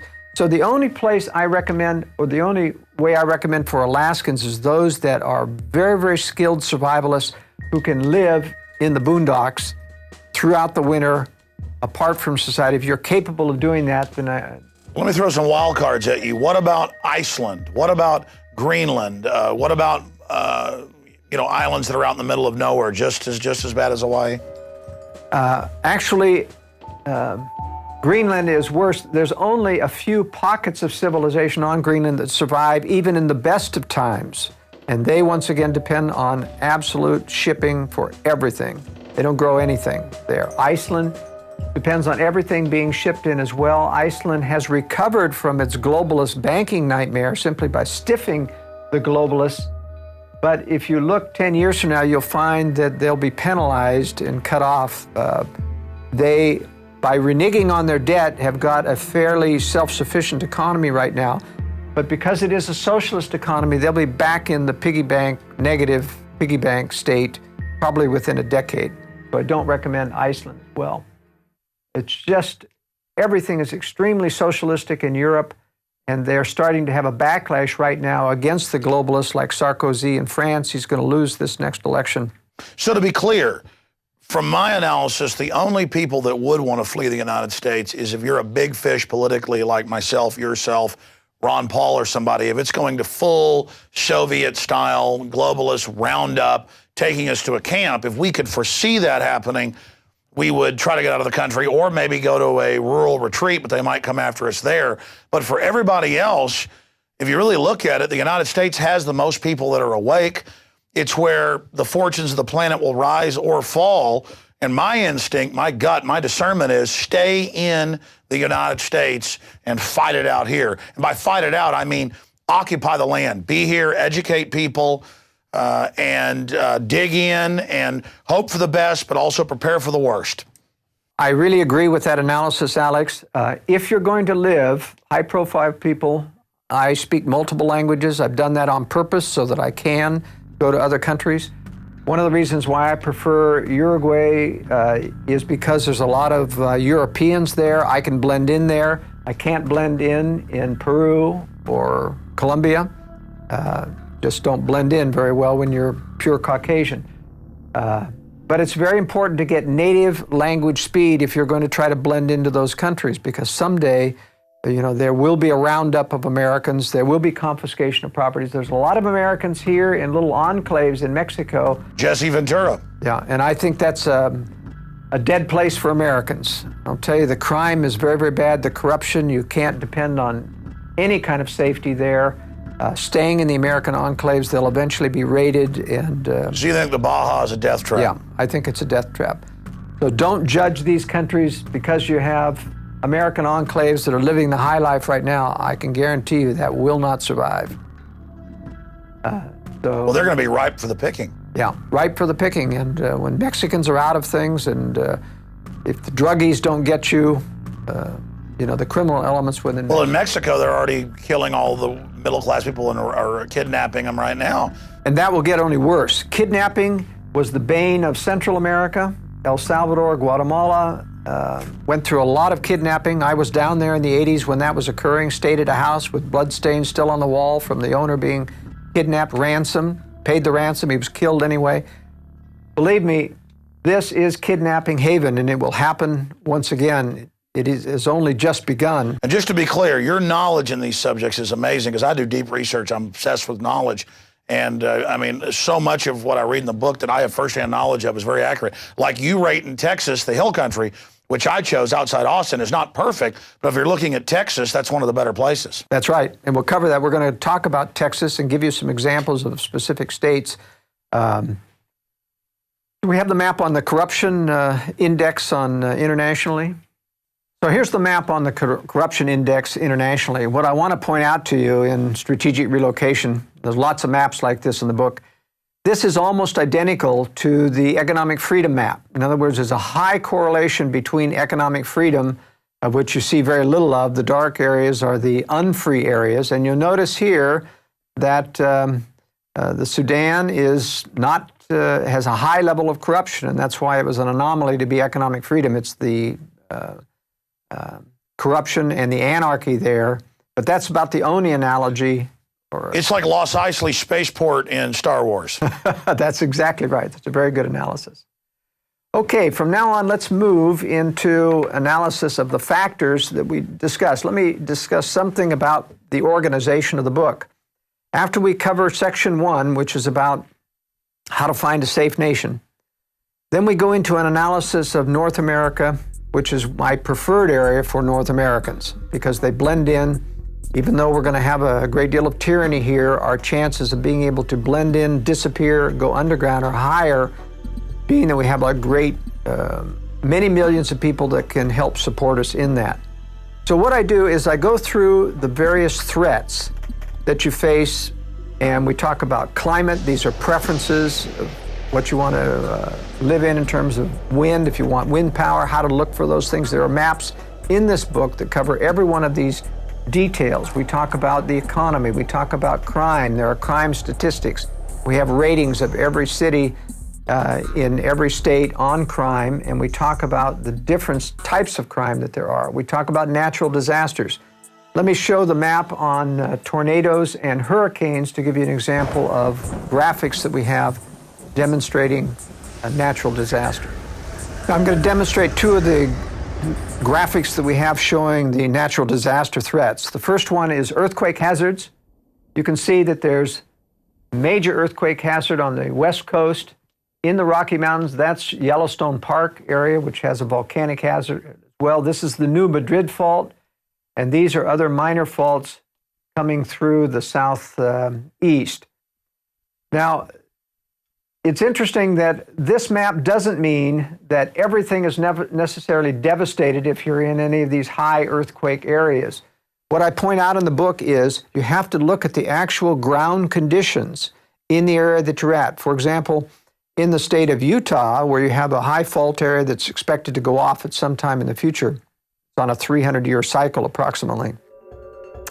If you are in the low-lying valley, next to a lake where you have a high water table, you'll get a wave action, an earthquake, which will actually flip houses in the air and be very, very destructive. If you're on a foothill coming out of the mountains, even closer to the fault line, but on sand and gravel, broad-based, the house will merely shake a little bit, but it won't take up any wave action. I give this out as an example in the book, how just because you're in an earthquake area doesn't mean you can't find safe areas to build upon. Remember, it's water table that's your danger in an earthquake. That's going to set up wave action. Let's go to the tornado map. Now, this is a graphic of the tornadoes in the United States. It's very graphic because these represent the larger the triangles, the heavier the tornado. This is the danger zone. These are where your F5 type tornadoes. We did have some F5s come through this area, which were devastating to the southeast and pour through here. I've spent a lot of time recently in North Georgia and seen the damage from these tornadoes. It is horrendous what these things can do. The good news is that there's no reason why you should ever be at risk of your life in a tornado area. Buildings, yes, although you can design tornado-proof up to a level 4, nothing's guaranteed in an F5 tornado. But with the proper safe room built into your basement structure, there's no reason why you can't survive any tornadoes. This is part of what I call the amelioration strategy or contingency strategy. You can overcome some of these threats, like earthquake, by building stronger, flexible construction and tornadoes. And that's an example of old-timers having storable food, having firearms, just as a matter of course. They all had storm cellars, and then, oh, that's stupid to have, so people just wait and get killed now. Things really changed. In the past, if there was a threat, people made a preparation for it, and it would double as a cellar for their canned goods or whatever. I remember after our recent interview on Infowars.com that I got an email from someone in California and laughing about our interview, saying, I remember the 60s and my father talked about everyone having a fallout shelter, and he was in the military, and he said, we don't need any of that. That's never going to happen here. And I responded to him, well, just remember, you've been warned. When it happens, not my fault that you weren't prepared. But my point is, if you live in Tornado Alley, like people in North Texas or in Kansas or Missouri or Oklahoma, and you know about the hundreds killed every year, just because you have a storm cellar doesn't mean that you think you're going to be hit. It's just, it's there as a backup. That's right. And the advantage, by the way, of building a secure home in these areas is that when you do a high security safe room in a basement with a concrete cap over it, you can tell the building department, if you're in an area that requires building permits, that this is a storm shelter. You have that excuse. You don't have that excuse in areas where there aren't tornadoes. And so it does allow you to avoid talking about having a high security room. And of course, when we design these, we make sure that we don't design all the details into the plans. You simply put a box in concrete, and you don't put any of the facilities in. You call it storage, or you call it a tornado shelter. And then you put in the detailed equipment, which would make it obvious what its purpose is after the building permit process is through. I want to build a concealed fallout bunker. I recommend that everything be concealed. As I pointed out in my World Affairs brief, Obama's executive order detailing to federal agencies the confiscation of natural resources and foodstuffs in an emergency is based upon the National Defense Production Act of 1950. And even though that commandeering power has been removed and repealed in 2009, it'll be back at some other point at an appropriate crisis. But still in the National Production Act of 1950 is the statement about hoarding. If you are caught storing food or having stored food after it's been declared a scarce resource, you're guilty of a year in jail or a penalty of $10,000 a day. So it is important, my point is, to have concealment, because someday I can guarantee you the government will come to call for your hard-earned stored materials and confiscate them unless you've got them concealed. What about these buried capsules that I've seen, like in movies like The Road, but I know they really sell them, where it's just a hatch and it's basically like a buried gasoline drum type system like they'd have at a gas station underground. You know, you have the hole dug, then you have somebody place it, you cover it up. I mean, just for absolute emergencies. Is that one of the more inexpensive ways? It is, in one way, more inexpensive, but it's practically, as a practical matter, something I don't recommend. And the reason is, it takes a lot of in and out of one of those holes to stockpile something. The chances of you doing that without anyone seeing you, or getting to it when you want to without somebody seeing you out in an open field, or even if it's got a few bushes around it, very difficult to do. That's why I always recommend, whether it's a concrete cellar, a hidden facility under the house. That's right. Under the house, under a shed, under a barn, so that you can drive into it, unload in privacy, rather than doing something out in the open. Even these self-contained bomb shelters, they call them, and I don't think most people need them because they have all these blast valves. If you need blast valves, you're in a blast zone. Move. Spend the money to move. Yeah, you don't want an armored structure like next door to the military base that's going to be hit by all the I mean, why spend $60,000, $75,000 for an armored shelter that is buriable when you're in a blast zone? If you're in a blast zone, you move. You spend that money to relocate where you don't need the blast valve, you don't need the expensive, and then you can build a regular concrete But again, even structure. if people don't think that there's going to be a staged nuclear attack, the map's all overlay. The population density, all of it, the rural areas for economic collapse, everything, they're the place to be. That's right. But one additional problem with these in-ground type shelters that don't have building over them is you have these vent stacks coming out of the ground, which can be sabotaged. And a lot of people don't understand that a vent is like a microwave conduit communication changer. You can sit there and hear everyone whispering in the smallest tone of voice inside a shelter if you can get close to one of those vents. What about a redoubt built up in the side of a hill, trees in front of it? It can have like ports for guns, all of that. Well, the point is it's still vulnerable because your ventilation shafts are tamperable unless you go to extreme concealment. Couldn't you run them out in front of you? Well, you would still have to have them come out into the air. That means you've got to put them into a hollow stump or something so that it's very difficult to do. It's much easier to disguise it within an existing building. So they go through the building, the vents are in the walls, they come up into the attic spaces where they can't be seen, or they come up through chimney systems so that nobody can get close to them to hear anything that's going on inside. What's a moderate price one versus the high ends you've built?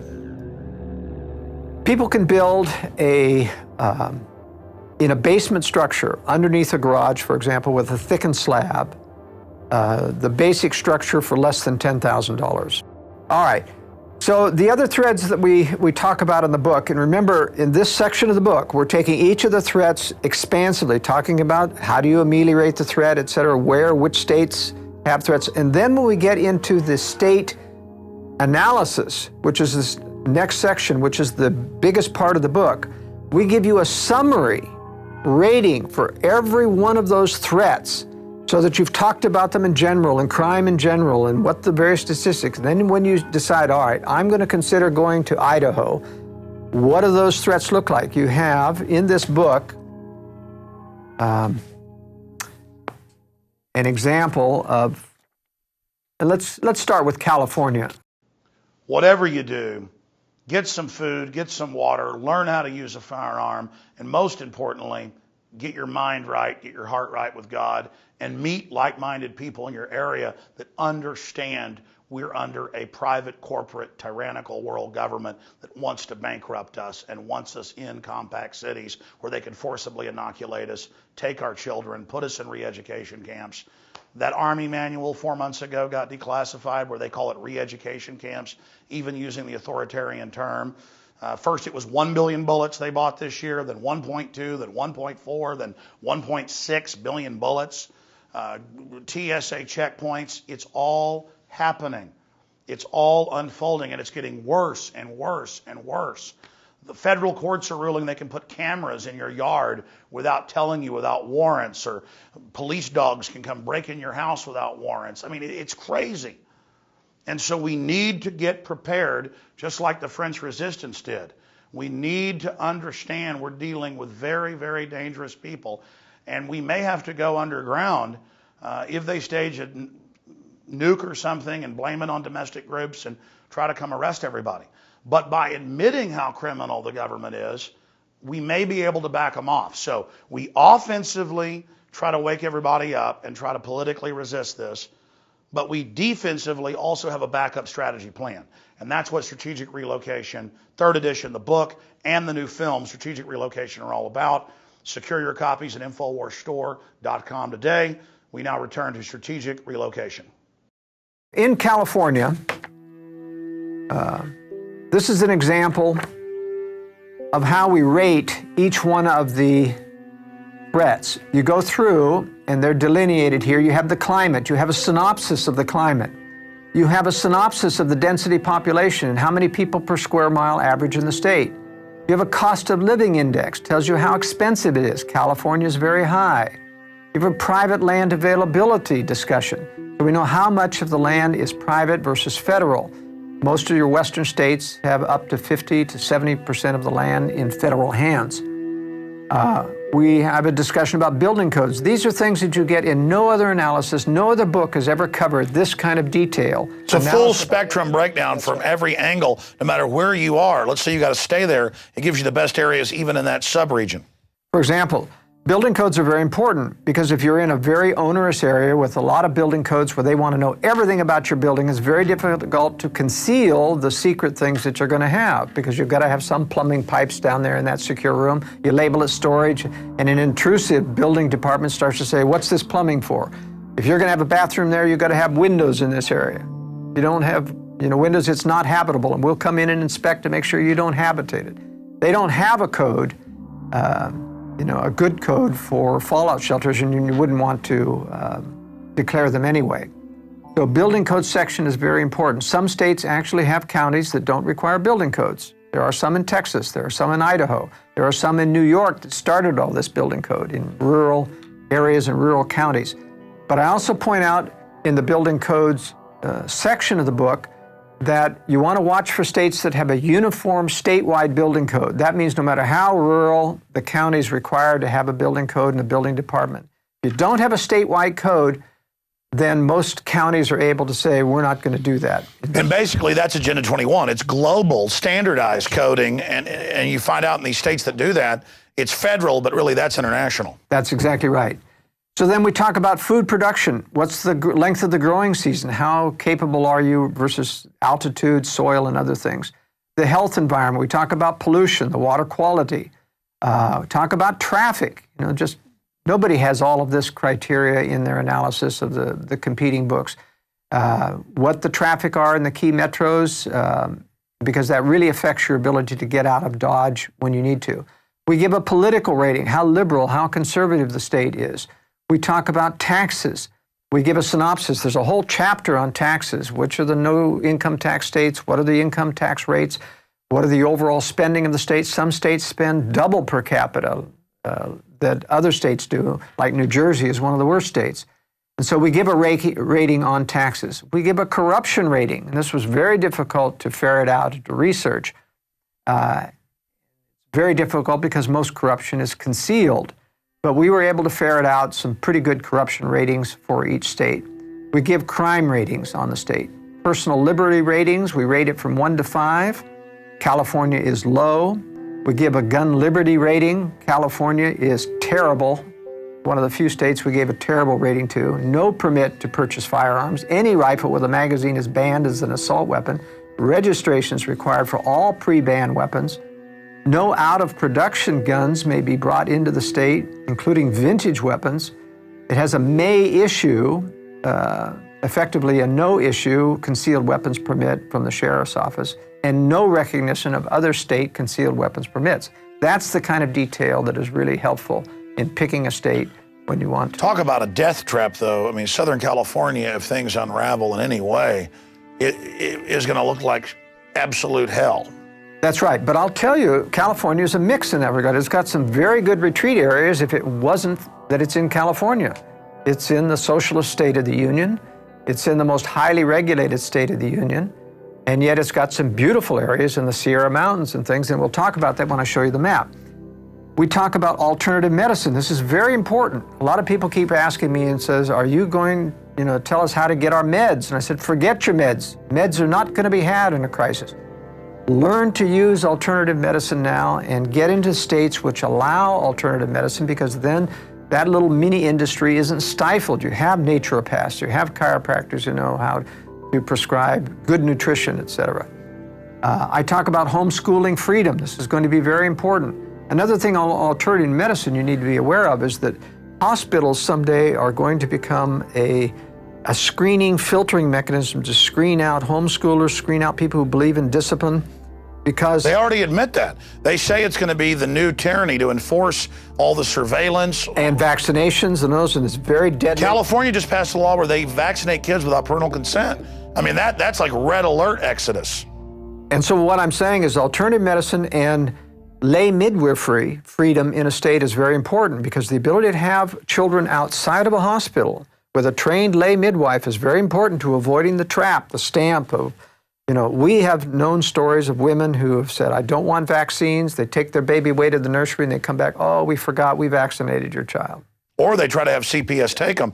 And that's what's so amazing is how deep the tyranny's already gotten. And someday there's going to be a litmus test whether or not they'll give your baby back from the nursery. You've got to sign that you don't believe in cruel and unusual discipline like spanking, you know, that you'll have them vaccinated. And they won't give your baby unless you sign on the dotted line.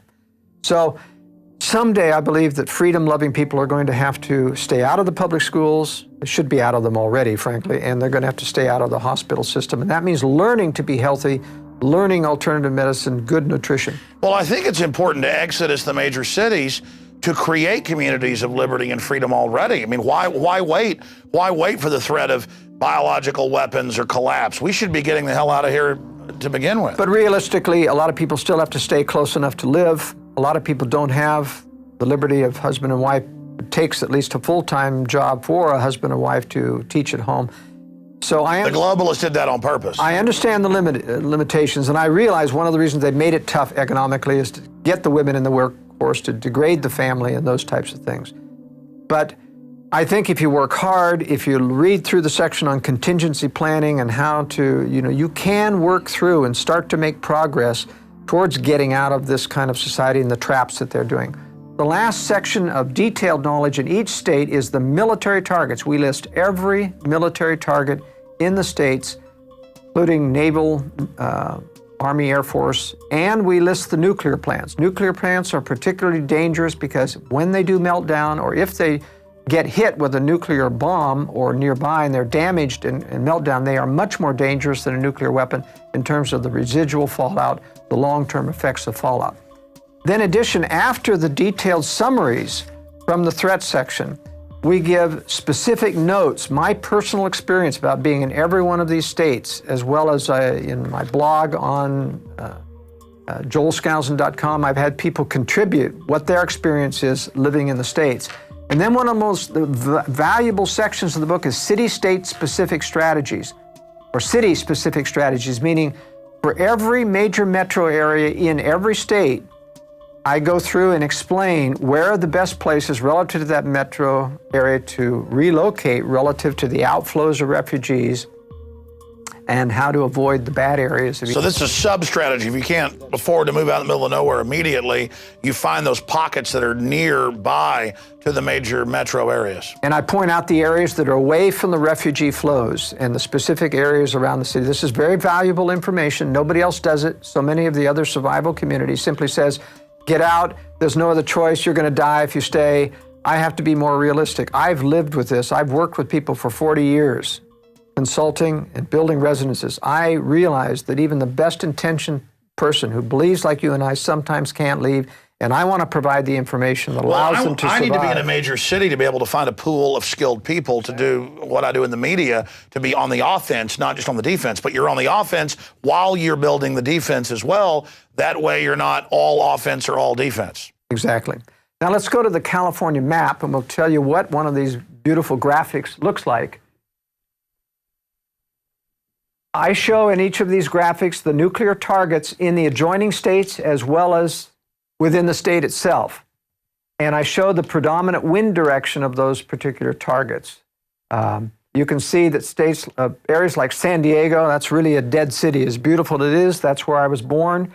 But with all of the military bases there, multiple targets, nuclear weapons there, that city's going to be toast. Long Beach is still a target in Los Angeles, and there's a few others. Vandenberg Air Force Base, where the missile rocket launches are. There's a few around San Francisco. And I also show in color, these are the blue military reservations within the state. We show land use planning, state and national and federal forests. Why is that important? Because when you're saying, I want to go to the mountains, you've got to realize that you're going to have to get up close to that, but you can't necessarily get in there unless you find what's called an inholder property. And the danger of inholder properties is that the environmental movement eventually wants the government to throw out everyone that's actually surrounded. They're doing that everywhere. They are. I know people up in Minnesota, they've been there for over 100 years, their family, they're trying to take it. These are just the most, well, they're communists. That's right. So you have to be careful of that. I recommend generally that you get up along the edge of these, and there's lots of private land in these areas. California has some beautiful retreat areas, abundant water, beautiful forests. They make for good vacation retreat cabins. Their only problem is you have these high-density population areas, and they're all heading for the hills when something happens. So the chances of getting overwhelmed are good. Better chances of reversing that are to get on the backside of the Sierras so that people have to get over the mountains to get to you. That cleans out and reduces a lot of the people that... It's like a filter. That's right. It's like a filter. And so in terms of finding retreats in California, for example, people in San Diego need to get back up here in the foothills. There's a lot of property in these areas. Even though it looks totally green, there's a tremendous amount of private land in that area. And you get behind the mountains so that you're blast zone protected. You can survive in those areas and commute into the area. One of the interesting things that I point out in another part of my book, however, is that for people who have to live in the LA Basin, San Diego Basin, if you decide to get out, if you're reading my World Affairs Brief and you get advance warning and you get out, you have to get all the way over into Arizona in order to get up to safe areas, because there's only one road out of this, and it goes through Las Vegas, one road. Also Interstate 95, which goes up there, and there's a lot of military targets. And so in order to clear into a safe area like Utah, which is a 5-star state, you've got to get clear over here past Phoenix, or bypass and go up into Flagstaff and get up around the Grand Canyon, also one road. That's how tenuous it is to get to safe locations from this Southern California area. You got 30+ million people in California. That's right. So you see, it's very difficult. One of the strategies that I recommend for people who are young enough to learn is to learn how to become a pilot. Being able to fly out of these areas is a great strategy. And it's an industry that's going down, so there's a lot of room, a lot of people hungry to train you and fly you, and it takes a little bit of money, but generally you can get a pilot's license for less than $5,000. So that's another strategy. Let's talk about a safe state now. Let's go to Idaho. Before we go to the Idaho map, I want to go to a general map of the United States to show some strategic value of areas in the east and the west and why Utah and Idaho end up being so highly rated. As we remember, we talked about population densities are extremely high in this eastern area. And in fact, it extends completely over to about halfway through the states of in the middle of the country. A lot of people out here in the farmland as well. Because of that high population density, none of these states rate anything above 3 in the East Coast. Tennessee is the highest rated state because it's got the Cumberland Plateau. There's this big Appalachian mountain chain here, which kind of is a blocking area for the major population center here. The Cumberland Plateau in Tennessee is a high 1,000-foot plateau. People will tend to infiltrate through the mountains, over the mountains, through the valleys.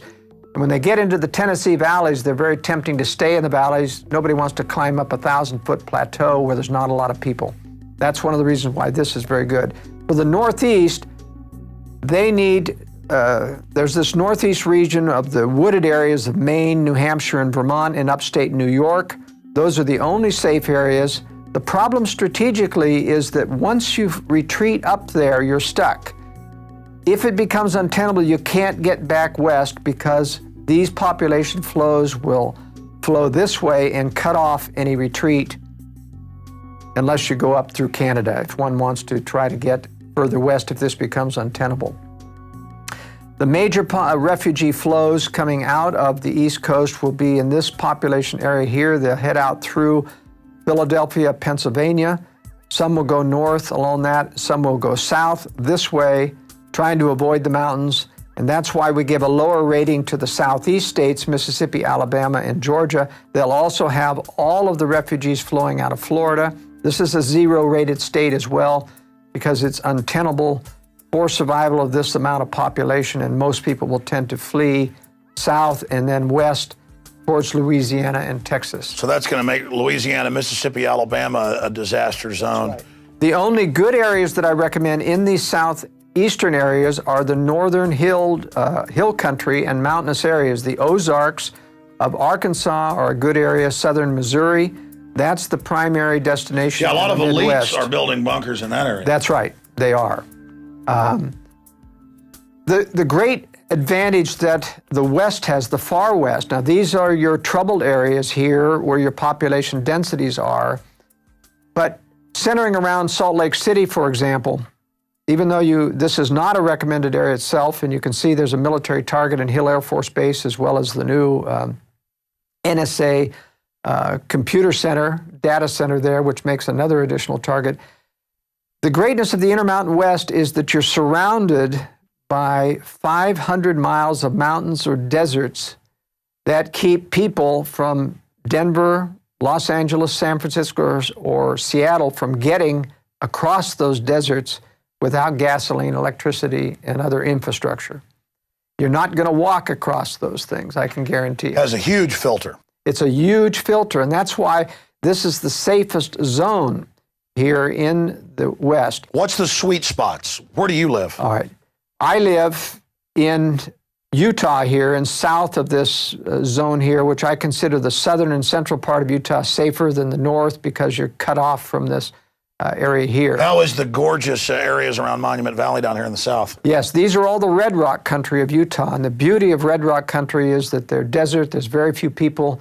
You can survive. The mountains provide the reservoirs of water. There are rivers coming out of all of those mountains. And if you can get water, even though it cannot sustain a great deal of population in these areas, you want that to be a filter. You want people to think, I'm not going to Utah because there's no water. Well, there is water for those that are already there. And there are high altitude mountains for retreat cabins, which become very inaccessible, in excess of 7,000 to 10,000 feet, where you can get up where very few people can hike and get to. And they're forested here. Now, Colorado has some of the same terrain, but the problem is Denver is a major New World Order center. There's a major concentration camp being prepared in Denver. There are secret bunker systems under the Denver airport. There are black helicopter bases out of Buckley Air Force Base in Colorado. And just a few miles down the road is Colorado Springs. And there's Colorado Springs, Cheyenne Mountain. I don't know why the powers that be moved NORAD out of Cheyenne Mountain into Peterson Air Force Base. It makes the city an obliterated target. And I have recommended everyone in Colorado Springs who hears my voice needs to be relocated so they're not there, because the powers that be have made a major Air Force base within the city as a target. Omaha, Nebraska, of course, is Offutt Air Force Base. That's the alternate Cheyenne Mountain here, and that's where all of the powers that be went during the 9/11. That's where the president went. That's where Warren Buffett had all of the CEOs, top CEOs from the World Trade Center at Offutt Air Force Base. You can't tell me that they didn't know what was coming on. Now, Montana, Idaho, and Wyoming are, to a certain extent, in many regards, better than Utah. I got to stop you. How weird is that? It was in the news that they had hundreds of these top people. Before it even happened, they were all there for a special announcement. What was said in that hangar?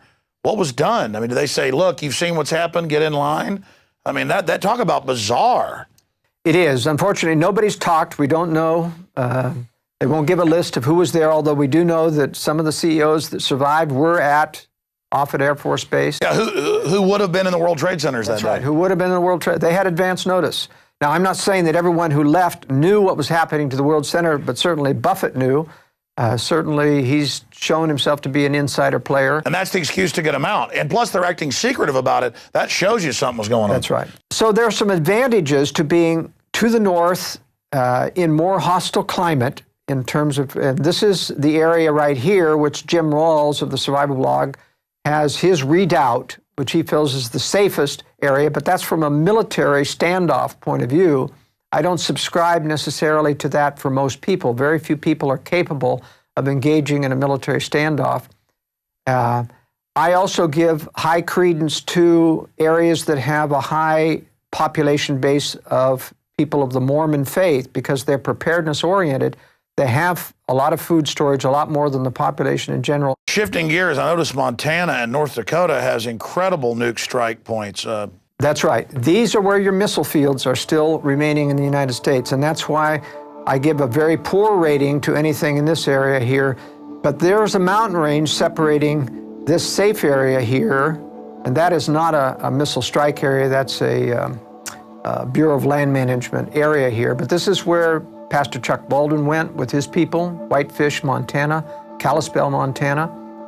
It's a very good area. The problem with these areas, they are very safe. They are a long distance away from, how should I say, civilization.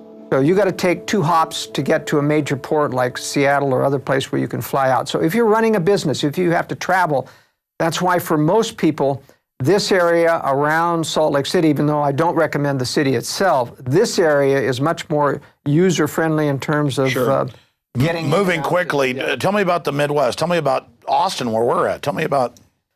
All right, so Texas, and what I really need to do is shift to a different map here. These are the safe areas outlined in yellow here. And let's talk about Texas a little bit.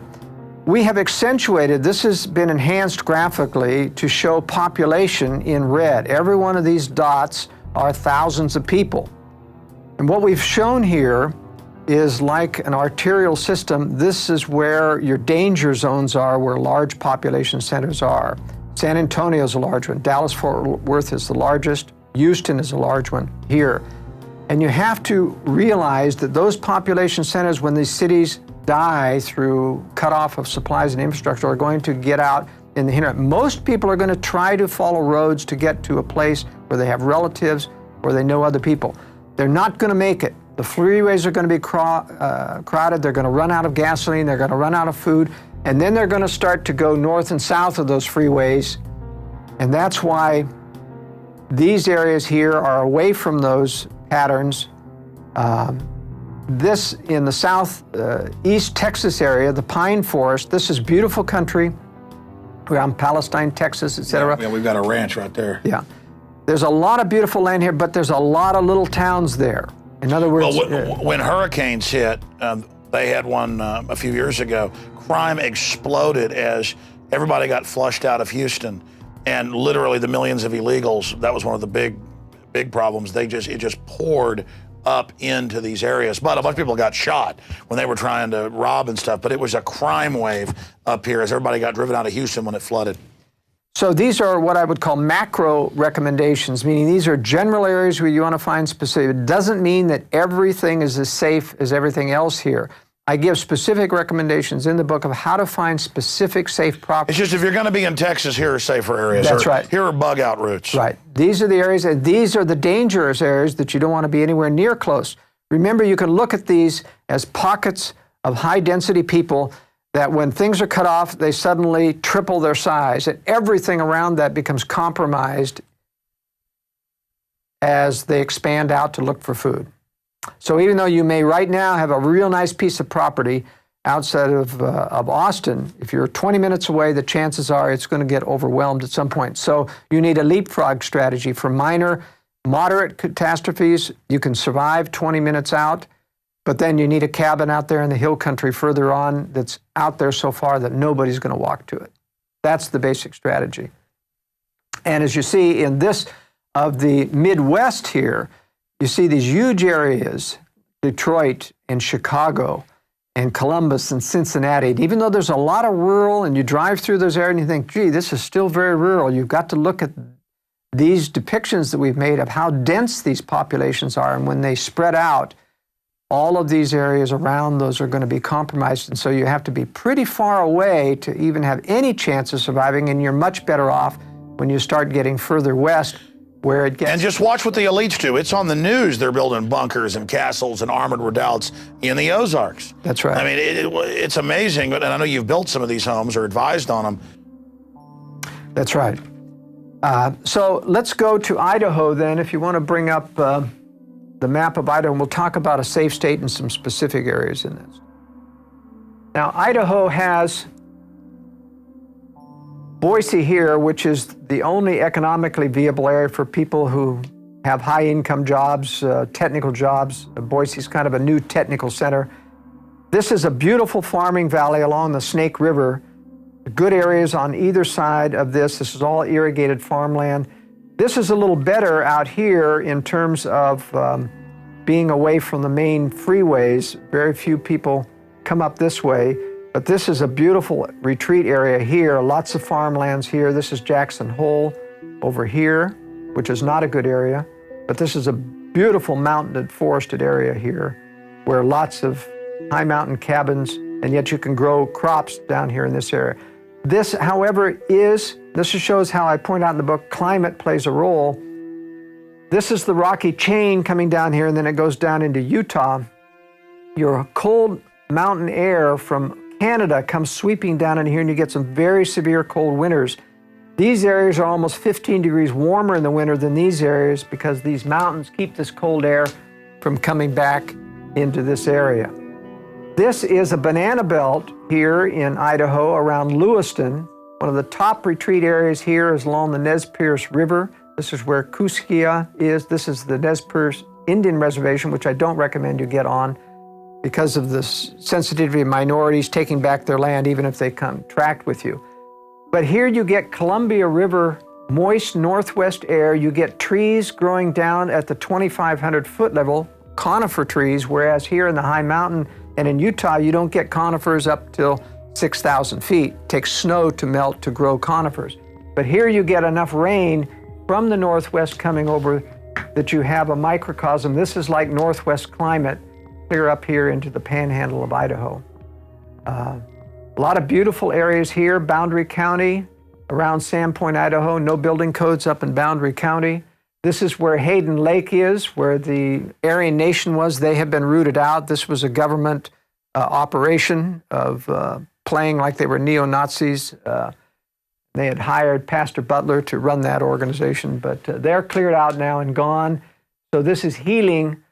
I don't normally ever recommend people get around a government-operated survivalist or phony survivalist community because it gives the whole... And they're looking to set people up. And they're looking to set people up. So you don't want to join survivalist groups that are very public, militia groups. You want to be supportive, but if you join, all of those organizations get infiltrated. Very dangerous to be a part of it. So I recommend informal networks of people. This concludes the main body of the documentary film Strategic Relocation with Joel Skousen. If you get the DVD at InfoWarsStore.com for your library, it has an expanded extras section dealing with securing the home itself that is really just a gateway into truly securing your home. And Joel Skousen breaks that down in his book, The Secure Home, also available at InfoWarsStore.com. And of course, of all of these materials that Joel Skousen's produced, the book itself is simply amazing, and everyone needs to have this. I know I certainly have multiple copies in my home and also in my car because it serves as an amazing roadmap in major cities for routes that the general public doesn't use in case of large traffic jams, and just dozens of other things. Water quality in the area, nuclear reactors, military base sites, where foreign nuclear attacks are targeted. Hats off to Joel Skousen and his team for putting together these books, and hats off to my team, Rob Jacobson, Darren McBreen, Rob Dew, and the rest of the InfoWars crew for putting together Strategic Relocation, the film. So again, I invite all of you to start getting prepared today. The journey of 1,000 miles starts with a single step, and things that you think are really hard to do are actually easier than you think and quite exciting. Last week on the radio, in closing, I told the story of how I would go on the hike and bike trail and hike, and I see people running on really rough trails with no shoes. And I was thinking a few weeks ago on an 8-mile hike trying to get in shape, I remember being a kid running around in the woods by my house and down the street and down gravel roads without shoes in the summer. And then I remembered how during the winter I'd have boots on or shoes and my feet would be soft at the first of the summer, but by the end they were like shoes. I mean, God gave us great design where we have basically shoes that keep regrowing the soles. And so I went for a mile walk without shoes on a gravel gully trail, and the first few hundred yards it was torture. All of a sudden my feet went numb, and I was able to jog back the half mile back and only got a few cuts on my feet. and now I'm growing even bigger calluses. And my point is, it's like that politically or anything. You've just got to start applying pressure to the system that you know what they're doing, while at the same time getting yourself prepared and warning others. This is a life and death situation we're talking about, and that's why we put together this preparedness film. I'm Alex Jones signing off for the Infowars.com team. Please use the internet and this information while it's still here. The system is moving towards curtailing free speech, not just here, but worldwide. So let's go to the East Coast now, Alex, and explain one of the more difficult states to get out of and live in. We're going to talk about New Jersey. New Jersey is a zero-rated state, like Florida and Hawaii. It's just got a tremendous amount of difficulties to overcome. It isn't to say there aren't some nice rural farm areas in New Jersey, but New Jersey has the problem that it's backed up by all of this population center, Staten Island, Manhattan, and everybody's going out through Jersey even to get up towards New York. So this is one of the most difficult things to consider as well when you consider you've got Philadelphia right here, so that you're sandwiched, and even people trying to go this way is going to run smack into the social unrest of Philadelphia. Going down south in terms of retreats is a problem because you've got this Delaware River coming up here. You're cut off except for a few bridges. There's nothing worse than trying to retreat and having millions of people come down there and get stuck at a bridge where nobody can get across. So I have taken time in the book to give a very specific example of how you plan if you have to live in New York and you're living in a suburb of Newark, for example, of how to get out of this area and how carefully you have to plan. I'm going to switch to this larger map now to indicate how to do this.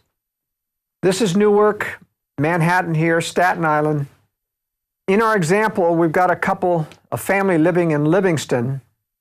This is in a suburb, and there are miles and miles and waves of suburbs. They don't start to really get rural until you get out about this far.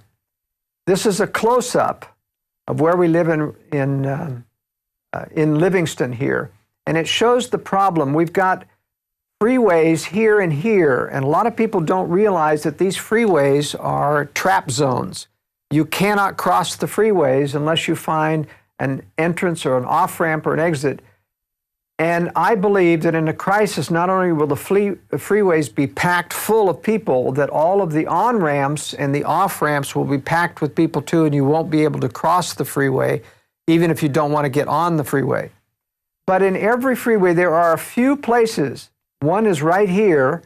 This road goes under the freeway, and there is no off-ramp or any on-ramp. So you can scoot on by that freeway and get going further on. This is another alternate route that I've planned out here. These are all rural roads, non-major or secondary roads that also go under the freeway here.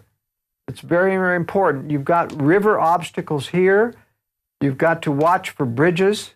You've got to plan various bridge routes to make sure that you can get across there. So now going back into the larger map, we're trying to avoid Picatinny Arsenal, which is a secondary nuclear target here. We'll stay away, give them a wide berth. The freeway goes much, much too close to that area. If you ever do, by the way, get on a freeway, you want to make sure that you get on past any major cities so that there isn't anything to block your way. If you take 80, which is the better freeway in getting out, it takes you up towards northern Pennsylvania. It's the clearest route out of the east to take Interstate 80. 78 takes you right into Philadelphia, not a good freeway to get on. You're going to have to get off before that. And you have to get around these areas, mostly through secondary roads if you're going to bypass Philadelphia. If this is clear, if you get on after Susquehanna, your chances of getting all the way to near Buffalo are pretty good on that freeway. But for our example here, we're going to take and do a retreat in a rural town called Newton here. And the alternate routes are the ones in gray. This is the main route that we've chosen. Tried to avoid bridges, but you can't with this many rivers here. Once on a rural road, we want to avoid going through the town of Susquehanna. So this is our primary route, even though it goes longer and further away to get to Newton. This is the preferred route. You really want secondary roads, not freeways, that go through a few towns, and it's very difficult to find because secondary roads do go through towns. So basically, wherever you live, you should at least think about evacuation routes that aren't on the main road. I mean, when it's Friday night, you can't get home because of the traffic. Whenever there's a hurricane, it creates traffic all over the state as everybody drives up. People die on the highway. They get stuck for days. They run out of gas. I mean, if you get a real collapse or a war or an attack, it would just be bedlam. That's right. One of the interesting things to practice is during maximum traffic hour, when even the secondary roads in a town going to places are pretty full of traffic, try to map out a route where you only go on the residential streets and time yourself, and you'll find generally you'll get through faster by sticking just to the residential. And that simulates. I already do that. That simulates what you would do, is actually go down residential roads that just have houses on either side that are not a secondary road. But this is the key. The key is finding, and you have to do this with Google Maps. If you get to Google Earth or satellite view, you can zoom in close enough that you can see, if you follow this freeway with your mouse, you can find areas that don't have an on-ramp or an off-ramp. And that's the secret for getting through. But bottom line, if you can, don't live in New York or New Jersey. Don't live in Hawaii. Don't live in Florida. And if you're going to have to live in one of these other states, live near enough to one of these safer pockets. That's right. And what I tell people is that you do have time. I'm convinced that the scenarios that we talked about of economic collapse are not going to occur precipitously. The dollar cannot be devalued. A devaluation refers to a fixed rate compared to another currency that is allowed to make one get lopsided. And a devaluation occurs, they change the fixed rate, and suddenly it's worth 30% less. That can't happen with the dollar. It's not pegged to any other currency. Other currencies are pegged to the dollars that have fixed rates. They can collapse. So the dollar is the world reserve currency. All they can do is slowly debase it. That's right. That's all they can do. And the base is so big that it's going to take a long while to debase $400 trillion and turn it into. But it's causing the other currencies to accelerate their debasement. So that's that. The experts think there's some trigger point where it accelerates the devaluation. Well, I'm not so sure, because we have to remember that the other currencies love U.S. inflation. That allows them to hide their increased inflation and still stay equal with the dollar. So there really aren't a lot of people in international banking circles that are against dollar devaluation. Bottom line, the globalists have thought this out. They have thought this out. They're protecting themselves. It's got a long way to go. I'm predicting a downhill slide till they have an exit strategy. War will solve it all. Then they can erase it all. They can erase it all. Forced azure. We walk away blameless. But here's the question. Why are they digging in? People say, Alex, why are you concerned about this? Why are the elite digging in? Because they don't want, and they know that the world population, especially the U.S. population, will not accept boiling the frog forever. At some point they will rebel. I'll tell you, when they have to go defend a wetlands violation in The Hague and hire an international attorney, you're going to have hell to pay politically. They're going to say, get us out of that treaty, get us out. We demand to remove from the United Nations. That would start to happen if they really started. They've got us under UNESCO trying to ban people doing chores on the farm. They know, I agree with you, they're accelerating their program. I agree, they want to do it long term, but it's a catch-22. Long term, yeah, they can get it done, but they don't have long term because we're checkmating them. So it's almost like the Patriot Liberty movement is so successful, we're almost driving them into a confrontation. Where they have to choose war as the ultimate thing to knock down the opposition. The war knocks down all opposition. So then why not go ahead and give in to them? I'm not saying that, but if we're driving them into doing this, which I agree, then why do we do the right thing? Because justice be done, may the heavens fall. We can't give in. It's against our principles. We can't just walk in and say, we give up. So it's better to confront them and force them to react on our turf than to just lay down. Absolutely, because at least we build a remnant. This is to me, it doesn't matter if I don't believe that we can win back the whole nation. My purpose is to do what's right, convert as many people as possible, leave the rest up to the Lord, create a remnant, and out of that remnant, He can inspire them to band together to build liberty anew. But I believe personally that we'll build liberty anew in pockets, not as an entire nation. A nation has to go through tribulation, retribution, collapse and fall before it rises again. And it starts like the U.S. did, as a pocket. You can't reform London. You couldn't reform England. They tried. for nearly 100 years. But you create the pockets on common sense and biblical principles, and then it expands again. That's right. We have no other colonies. There's no more Americas to discover, but there are out-of-the-way wilderness places. It's like rediscovering freedom, colonies of freedom. That's right. And we're going to build colonies of freedom around the world, and most of them are going to be in the United States because that's where most of the freedom, educated, loving But they'll people have are. such success that it will then become an example. Instead of America now being this model of evil, did you see where the communist Chinese used the NDAA as an excuse to pass a similar law? Yes, yes. I mean, now America's gone from the light on the hill to this dark light. And in fact, the Russians themselves have increased their sophistication about the use of conspiracy and feigning weakness through watching the American globalists do it to us. And in fact, that's what Russia Today, RT television, is focusing its attention on American conservatives. American conservatives keep thinking, wow, we got a television station that tells the truth. Well, they're not telling the truth because they like us. They know that it will foment division, and they hope to capitalize on that someday. But these KGB disinformation outfits are not our friend, even though they tell the truth a good portion of the time. I've noticed they let me on RT America that's just focused here. They do not have That's me. right. They do not have me on the big global one that's actually on broadcast TV in Europe. Watson says, because I have guys that work for me over in England, or they contract for me over there writing articles, great minds, and they say, yeah, this is on broadcast TV here, not just on cable. But that's the big RT. But they'll have me on to talk about it here, but it's compartmentalized. That's right. Absolutely. So my message to your audience here today is prepare wisely in advance. I've got plenty of information about doing contingency planning, that you don't have to make the leap before you're ready, but do it wisely, prepare stages. There's dozens of strategies that people can implement successfully, evade these problems, get out of town when you need to, but they need to read the book. They do. And the book, ladies and gentlemen, is available at Infowars.com. Strategic Relocation, North American Guide to Safe Places, 3rd edition. And also when you order it at Infowars.com, you'll get other evil contraband like a pocket constitution, Infowars bumper stickers, free added to that. We also carry books on Agenda 21 and a lot more at Infowars.com. But this is invaluable. It's the best book out there, and that's why I'm promoting it. I also hope you'll get copies of this DVD presentation and give it to everyone you know, so they'll at least start the process of thinking about protecting themselves, because the government can't and won't protect you. It is up to you in the final equation. That's it for this extended breakdown. Great job, Joel Skousen of World Affairs Brief.